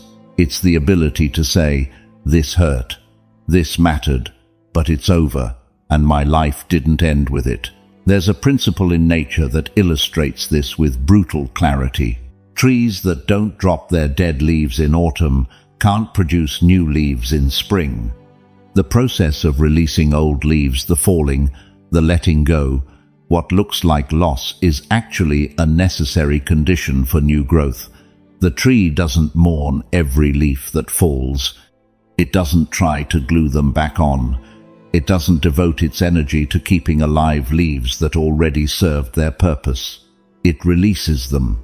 And by releasing them, it frees up the energy and resources it needs to produce new leaves, new flowers, new fruit. Trees that for some reason don't release their dead leaves, that hold onto them through winter, are weakened trees. Dead leaves accumulate snow and ice, which can break branches. They block the light new buds need to grow. They retain moisture that breeds fungus and disease. What looks like a demonstration of strength, of resistance, of refusing to lose, is actually the most direct path to the destruction of the entire tree. You're doing the same thing. You're holding on to dead leaves, and those dead leaves are breaking your branches, blocking your light, and making you sick from the inside. Not because you're weak, because no one taught you that letting go is a vital function, not a defeat. Now I want you to understand something fundamental about how the human capacity to receive new things works. It's not just that full hands can't take new things. It's that full hands send a signal to the world, and to yourself, that there's no room. When your hands are full of the old, your posture, your attitude, your energy, everything communicates. I have no space. I'm not available. I'm not open. And the world responds accordingly. Opportunities pass you by. People keep their distance. Possibilities close. Not because the universe is punishing you, because you're communicating with every fiber of your being that there's no room for anything new. Let go. Open your hands and watch what starts arriving when there's finally space to receive it. Your task for this lesson has 2 parts, and you need to do both. Part 1. Take inventory of what you're holding. Write a concrete list of the things occupying your mental and emotional hands, not vague things like the past, specific things. Carlos's betrayal in 2018. The relationship with Andrea that ended 6 years ago. The business I lost in 2020. The version of me that was athletic and disciplined at 28. Name them, date them, make them real and concrete. Part 2. Next to each thing, write what that thing is preventing you from taking. What opportunity, what relationship, what version of yourself, what new experience can't you receive because your hands are busy holding this? Because I'm still holding on to Carlos's betrayal, I can't trust new partners. Because I'm still carrying the relationship with Andrea, I can't open up emotionally with anyone new. Because I'm still grieving the business I lost, I can't see the opportunities right in front of me now. When you finish that inventory, you'll have something powerful in front of you, a clear map of the real cost of not letting go. Not an abstract cost, a specific cost measured in lost opportunities, in relationships you can't have, in versions of yourself you can't build. And that map will make visible something you've only felt until now as a vague discomfort, that everything you hold from the past has a price, and you pay that price with your future. 9th Stoic lesson. Seneca wrote that we suffer more in imagination than in reality, and you're still suffering over things that no longer exist outside your mind. Almost 2,000 years ago, a man sat down to write a letter. He wasn't just any man. He was Lucius Annaeus Seneca, one of the most powerful men in Rome, philosopher, senator, tutor, and advisor to Emperor Nero, a man who had known extreme wealth and brutal exile, a man who had come within inches of execution and had watched power corrupt people from a front row seat, a man who knew human suffering not from theory, but from his gut. The letter was addressed to his friend Lucilius, a man going through a difficult time. Lucilius was worried, anxious, tormented by things that might happen, by scenarios his mind constructed with terrifying precision, by dark futures that felt as real as the ground beneath his feet. And Seneca wrote him something that, 2,000 years later, remains one of the most important truths a human being can hear. He wrote, "We suffer more in imagination than in reality." Stop on that sentence. Don't let it pass as a nice quote to share on social media. We suffer more in imagination than in reality. More, not the same. More. Which means most of the pain you feel in your daily life doesn't come from what's happening. It comes from what your mind tells you is happening, what your mind tells you could happen, what your mind tells you should have happened but didn't. Your mind is a machine for generating fictional suffering, and it does so with a skill that would be impressive if it weren't so destructive. Think about the last week of your life. Think about the moments you felt anxiety, felt fear, felt that tightness in your chest that wouldn't let you breathe normally. Now ask yourself, how many of those moments were caused by something actually happening at that instant? How many were caused by something tangible, concrete, present, happening right in front of your eyes at that precise second? If you're honest, the answer is going to be almost none. Most of your suffering was caused by your imagination, by projections from your mind, by scenarios you built in your head with materials from the past and blueprints of fear. What if this happens? What if they say that? What if I lose my job? What if I get angry and say something I can't take back? What if everything falls apart? What if it never gets better? Your mind takes a small, real, manageable concern and turns it into a full cinematic catastrophe complete with soundtrack and closing credits. It presents you with the worst possible scenario so vividly that your body reacts as if it's already happening. You sweat, you shake, you can't sleep, your stomach knots up, and none of it is happening in reality, only in your head. Seneca saw this 2,000 years ago, without brain scans, without neuroscience studies, without labs or universities. He saw it by observing the people around him and observing himself. And he articulated it with a clarity that modern science hasn't managed to surpass. But Seneca's teaching has a deeper layer that's especially relevant to what we're working on in this episode. Because Seneca wasn't just talking about suffering over what might happen in the future. He was also talking about suffering over what already happened, about suffering over things that no longer exist anywhere in the universe except inside your mind. And that's where this lesson connects with everything we've seen so far. That relationship that ended years ago, where does it exist now? It doesn't exist in reality. The person moved on. Circumstances changed. The world kept turning. That relationship, as it was, as you lived it, no longer exists anywhere physical on the planet. It only exists in your mind. And your mind keeps it alive, feeds it, waters it, tends to it like a plant that might still bloom. But it can't. It's a dead plant your mind refuses to recognize as dead. That version of your life that never materialized, that future you planned in such detail that never arrived, where does it exist? It doesn't exist. It never existed outside your imagination.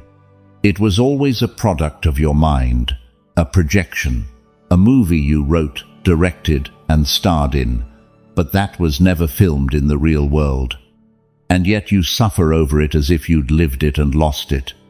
You suffer over the loss of something you never had. Think about how absurd and devastating that is. You're grieving something that was never real. The betrayal you suffered 5, 10, 20 years ago. Is it happening now? No. It happened once, at a specific moment, in a specific place, and it ended. But your mind replays it every time something triggers it.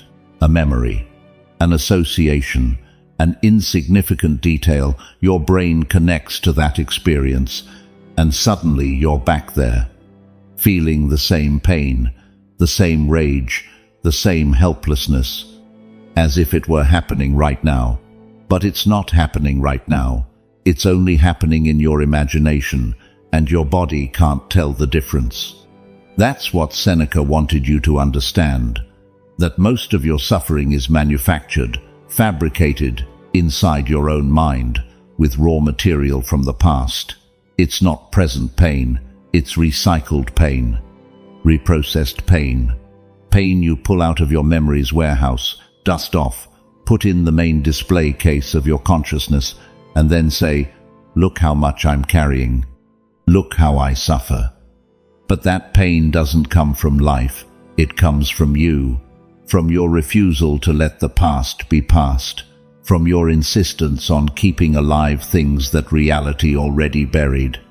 Seneca was a man who practiced what he preached, sometimes imperfectly, like all human beings. He was exiled to the island of Corsica for 8 years. He lost positions, friendships, security, and at the end of his life, Nero himself, the emperor he had advised for years, ordered his death. Seneca received the order to take his own life, a Roman practice for condemned men of high status, and he did it with a serenity that left everyone present in silence. Not because he didn't care about dying, but because he had spent his whole life preparing not to suffer more than necessary. not to add imaginary suffering to real suffering, to face whatever came without the additional burden of what his mind might manufacture. You're not facing death, but you're facing something that, at its own scale, requires the same mental discipline.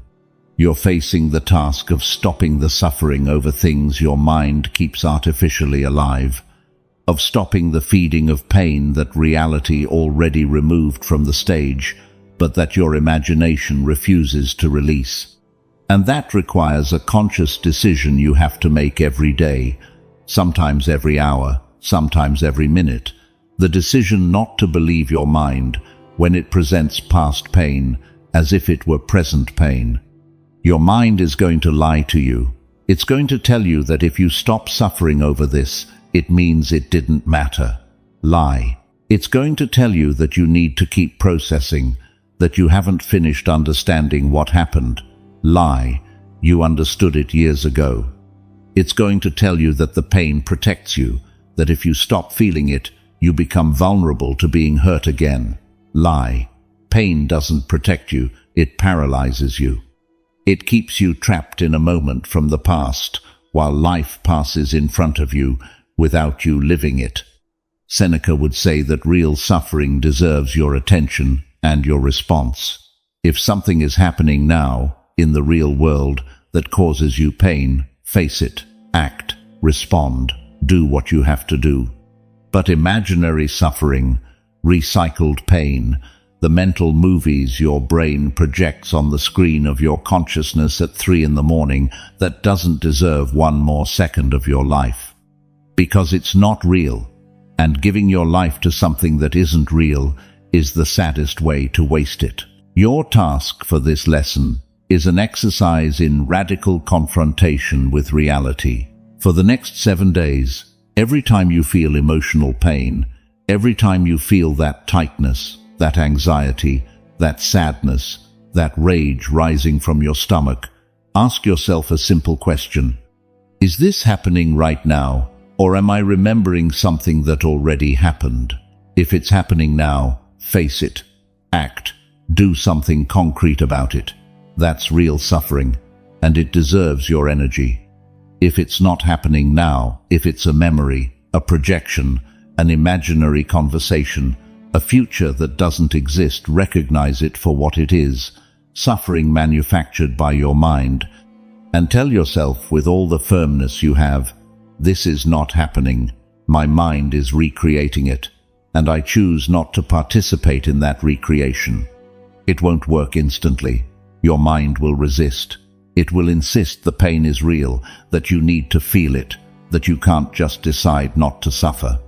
But every time you manage to identify imaginary suffering for what it is, every time you manage to separate what's actually happening from what your mind is fabricating, you'll be weakening a muscle that's been hypertrophied for years, the muscle of suffering over things that don't exist, and you'll be strengthening another you haven't used in years, the muscle of living in reality, which is, in the end, the only place where your life actually happens.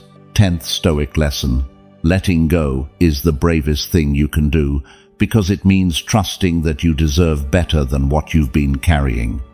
We've come a long way today, a journey that started with a backpack full of stones and brought us here, to this moment, to this final lesson that's perhaps the most important of all, because this lesson isn't about what you're carrying, it's about who you are when you decide to stop carrying it.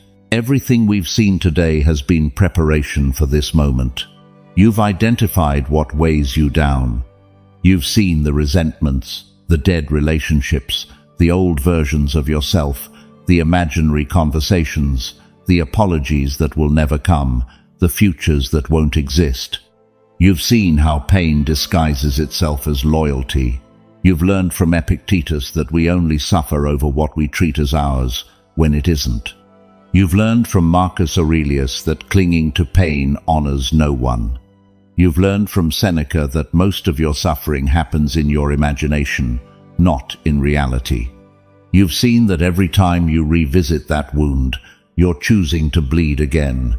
And you've seen that your hands, full of the old, can't take anything new. Now the question is, are you going to let go? And that question, which seems simple, which seems like it has an obvious answer, is actually the hardest question you can face, because letting go, truly letting go, isn't an intellectual act. It's not enough to understand that you should let go. It's not enough to know that what you're carrying is hurting you. It's not enough to have heard 10 lessons about why you need to open your hands. Letting go is an act of courage. And courage isn't thought, it's executed. Letting go is brave because it requires something most people aren't willing to give: trust in the unknown. When you let go of something, even something that's hurting you, even something that's sinking you, even something that's slowly destroying you every day, what's left afterward is a void. And that void is terrifying. Because what you had, even if it was pain, was at least familiar, at least known, at least something you could predict, something you understood, something that gave you an identity. I'm the one who was betrayed. I'm the one who lost everything. I'm the one who never got what I deserved.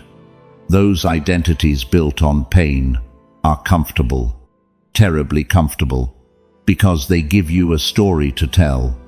They give you an explanation for everything that doesn't work in your life. They give you a perfect excuse not to take risks, not to try, not to move forward.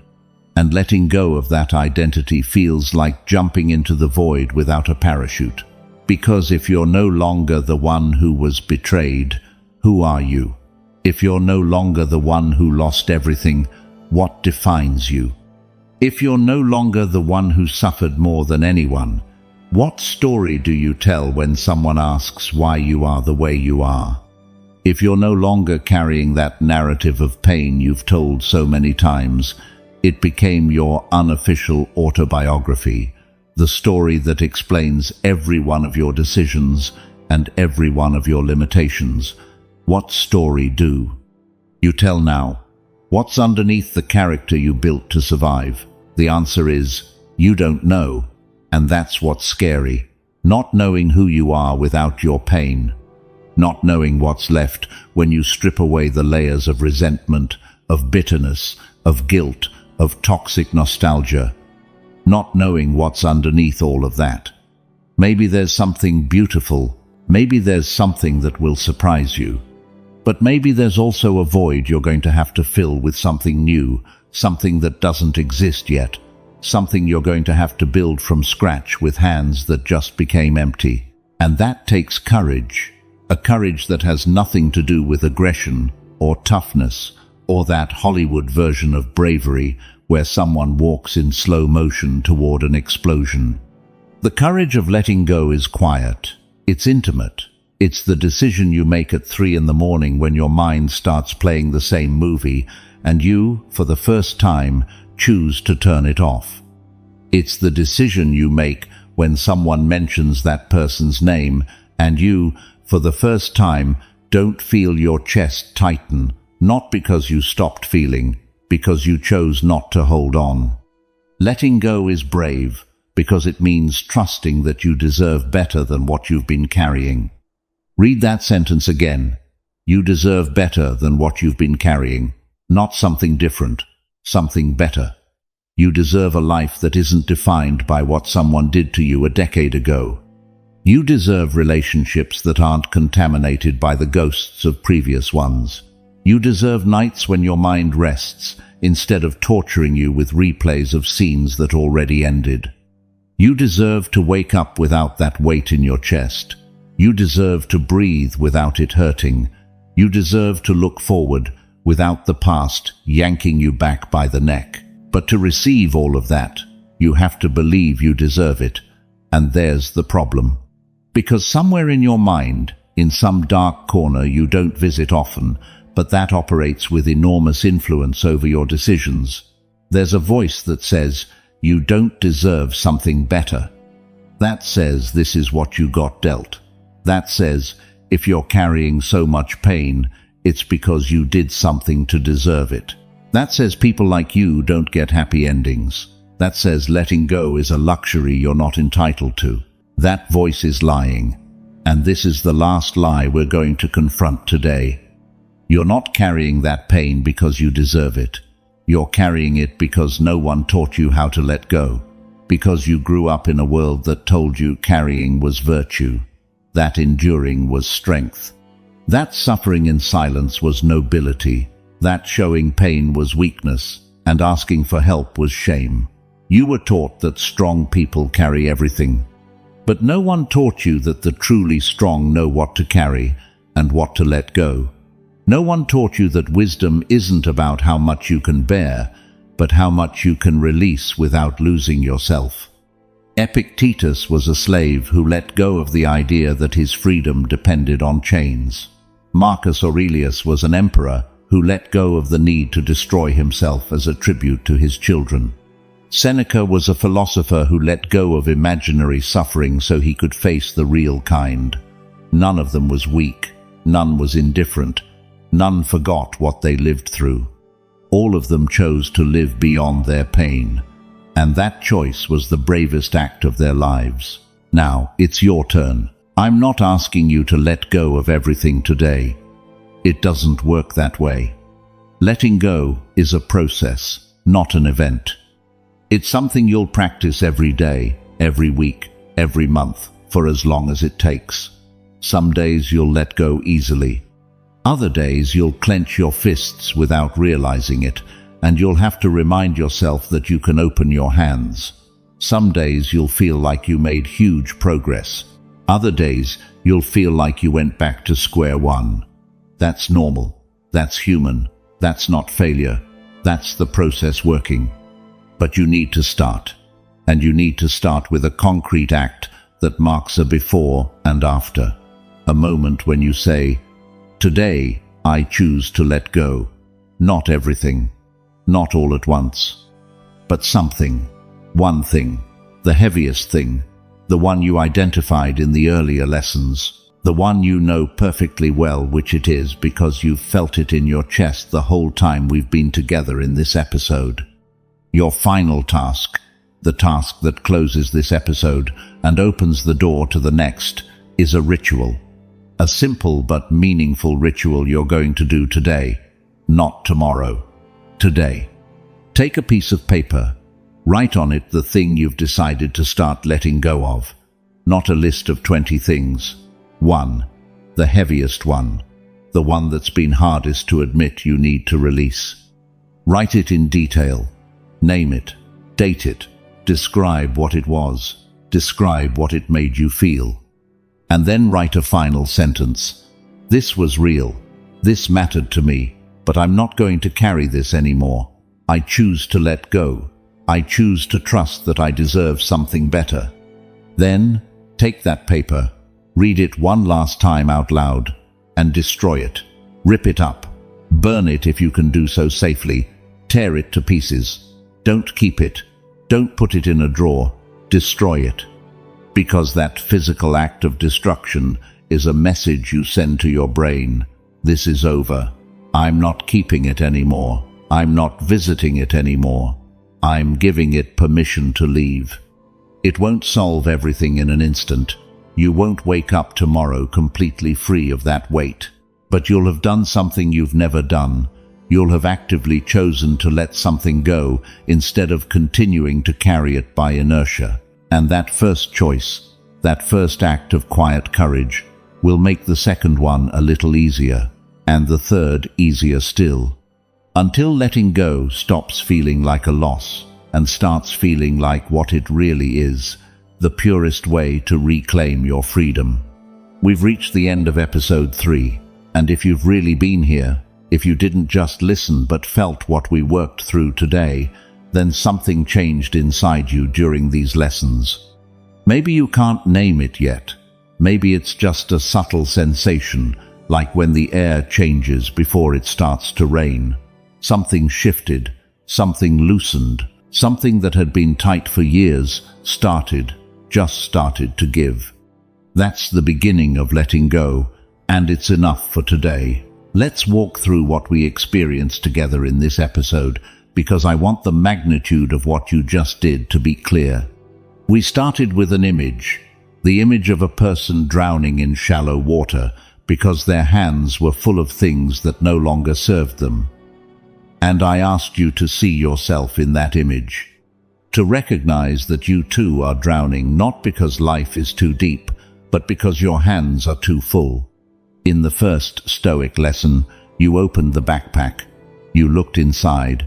You saw the resentments, the dead relationships, the versions of you that no longer exist. You named the stones you're carrying, and you started to understand that it's not life that's heavy, it's what you refuse to let go of. In the second Stoic lesson, we dismantled the confusion that's kept you trapped. Letting go isn't giving up.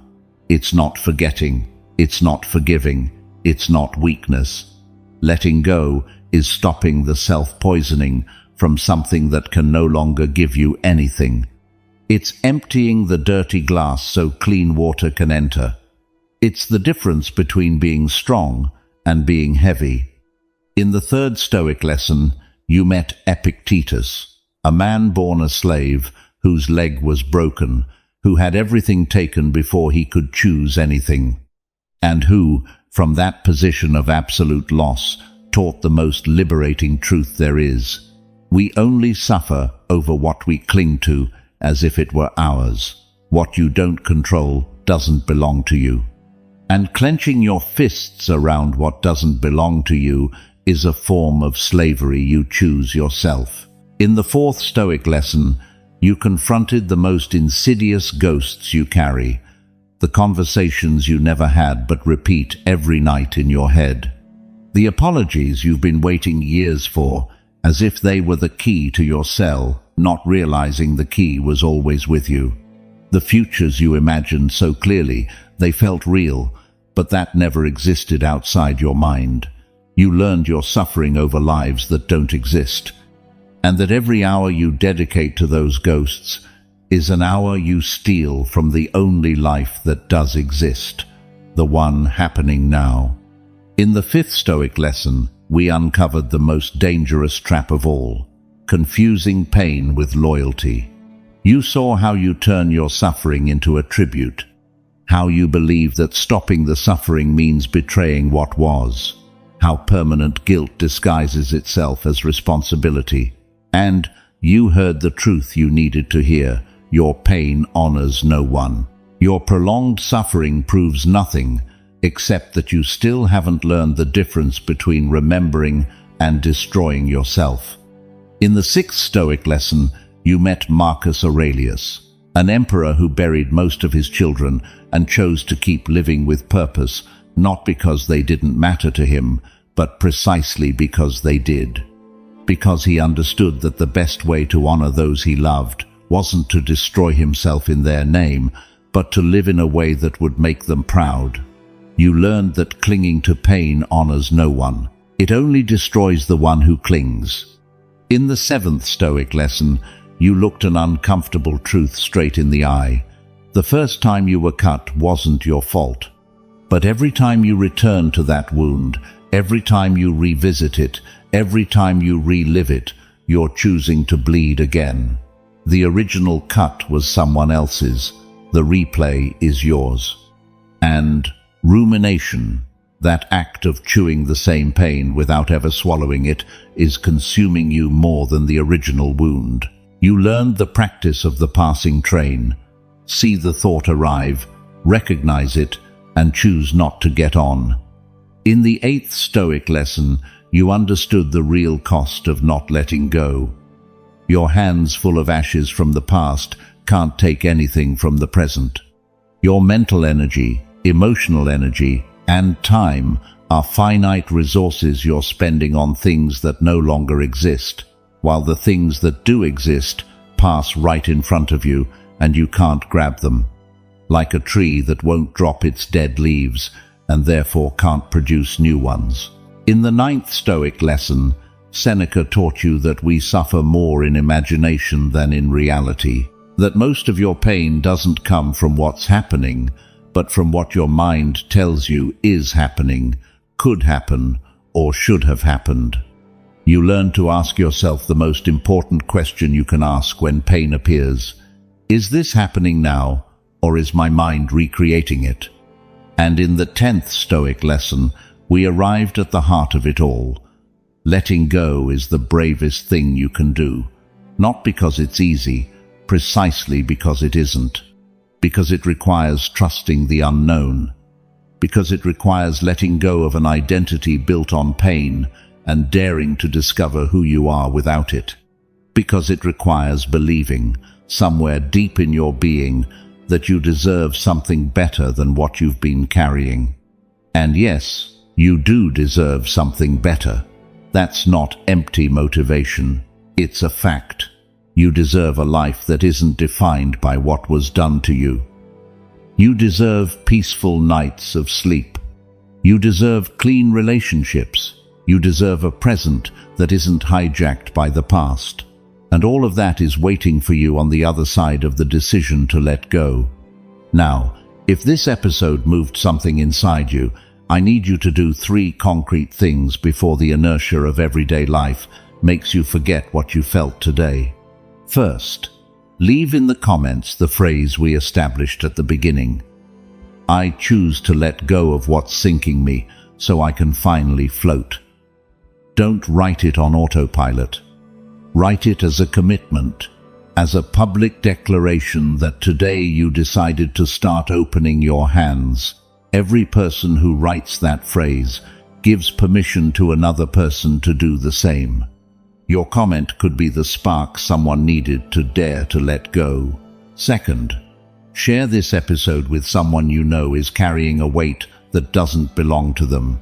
We all know someone like that. Someone chained to a resentment, to a relationship that already ended, to a version of themselves that no longer exists. Don't share it with, listen to this. Share it with, this made me think of you. Because sometimes what a person needs isn't to be told what to do. It's to know that someone saw them, that someone noticed they were carrying something they shouldn't have to carry. Third, and this is the most important, do the task from the 10th lesson. Today, not tomorrow, today. Take the paper, write what you're going to start letting go of, read it out loud, and destroy it. That act, that moment of deliberate destruction, will be the starting point of something that can transform everything that comes after. Now, before we close, I need to prepare you for what's coming. You've traveled a deep path in these 3 episodes. In episode 1, you accepted that you were lost. In episode 2, you confronted the lies you were telling yourself. And today, in episode 3, you started letting go of the weight those lies were protecting. But there's something we still haven't done. Something without which everything before remains incomplete.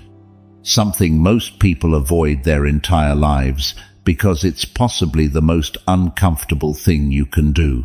Really looking at yourself. Not looking at yourself the way you look in the bathroom mirror every morning, seeing only the surface. Not looking at yourself the way you present to the world, with the edited and approved version you show in public. Really looking at yourself, without filters, without justifications, without the story you tell yourself about who you are. Looking at yourself and seeing the patterns you repeat without realizing it. The same mistakes over and over. The same destructive dynamics in your relationships. The same automatic reactions that get you into the same problems. The same self-sabotage disguised as bad luck. Episode 4 is called You Don't Know Yourself, and that's why you keep making the same mistakes. And it's going to be the most honest mirror you've ever stood in front of in your life. Because the reason you repeat the same patterns, the reason you fall into the same traps, the reason your relationships end the same way, the reason your projects collapse at the same point, it's not bad luck. It's not fate. It's not the universe being against you. It's that you don't know yourself. You don't know who you really are when no one's watching. You don't know what truly drives you, what truly holds you back, what truly destroys you.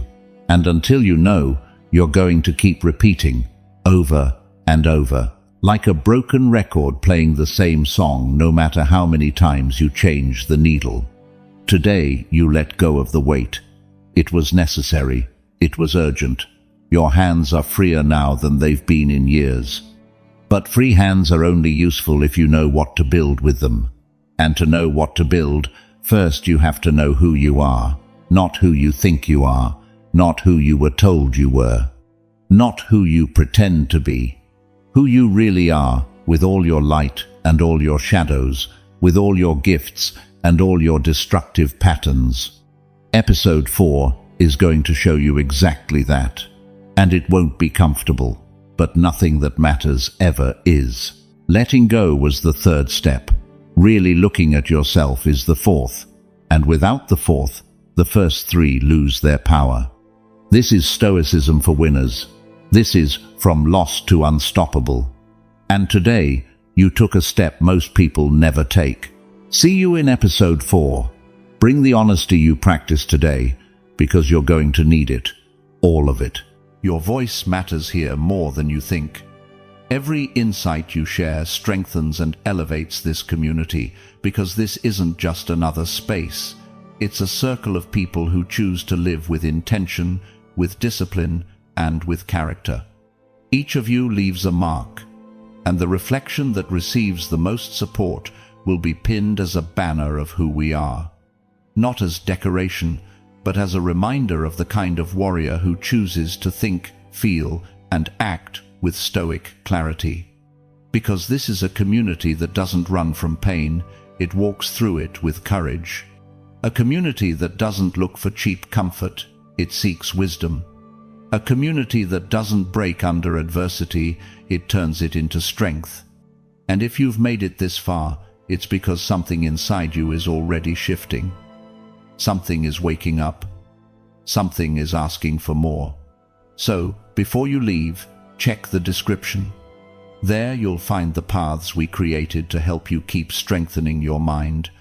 They're not there by accident. Each one exists to help you go deeper, build inner resilience, and return again and again to that place within you where nothing and no one can take your peace. Subscribing isn't doing the podcast a favor. It's an act of respect toward yourself. It's choosing not to live on autopilot anymore. It's committing to think differently, to feel with more order, to live with more intention.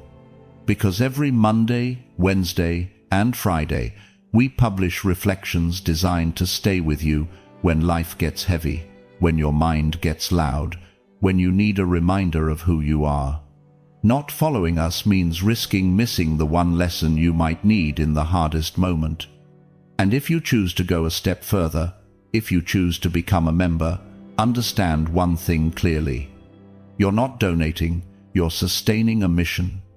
Because of you, this flame stays alive. Because of you, we can keep spreading Stoicism as a refuge for millions who are fighting not to give up. Your support is what keeps this podcast alive, strong, and growing. You're not a spectator, you're part of the foundation holding this community together. I'll see you in our next Stoicism for Winners session, where we'll keep exploring the depth of Stoic wisdom applied to everyday life. In the meantime, dive into the recommended sessions in the description and continue your path. And until we cross paths again, don't forget this.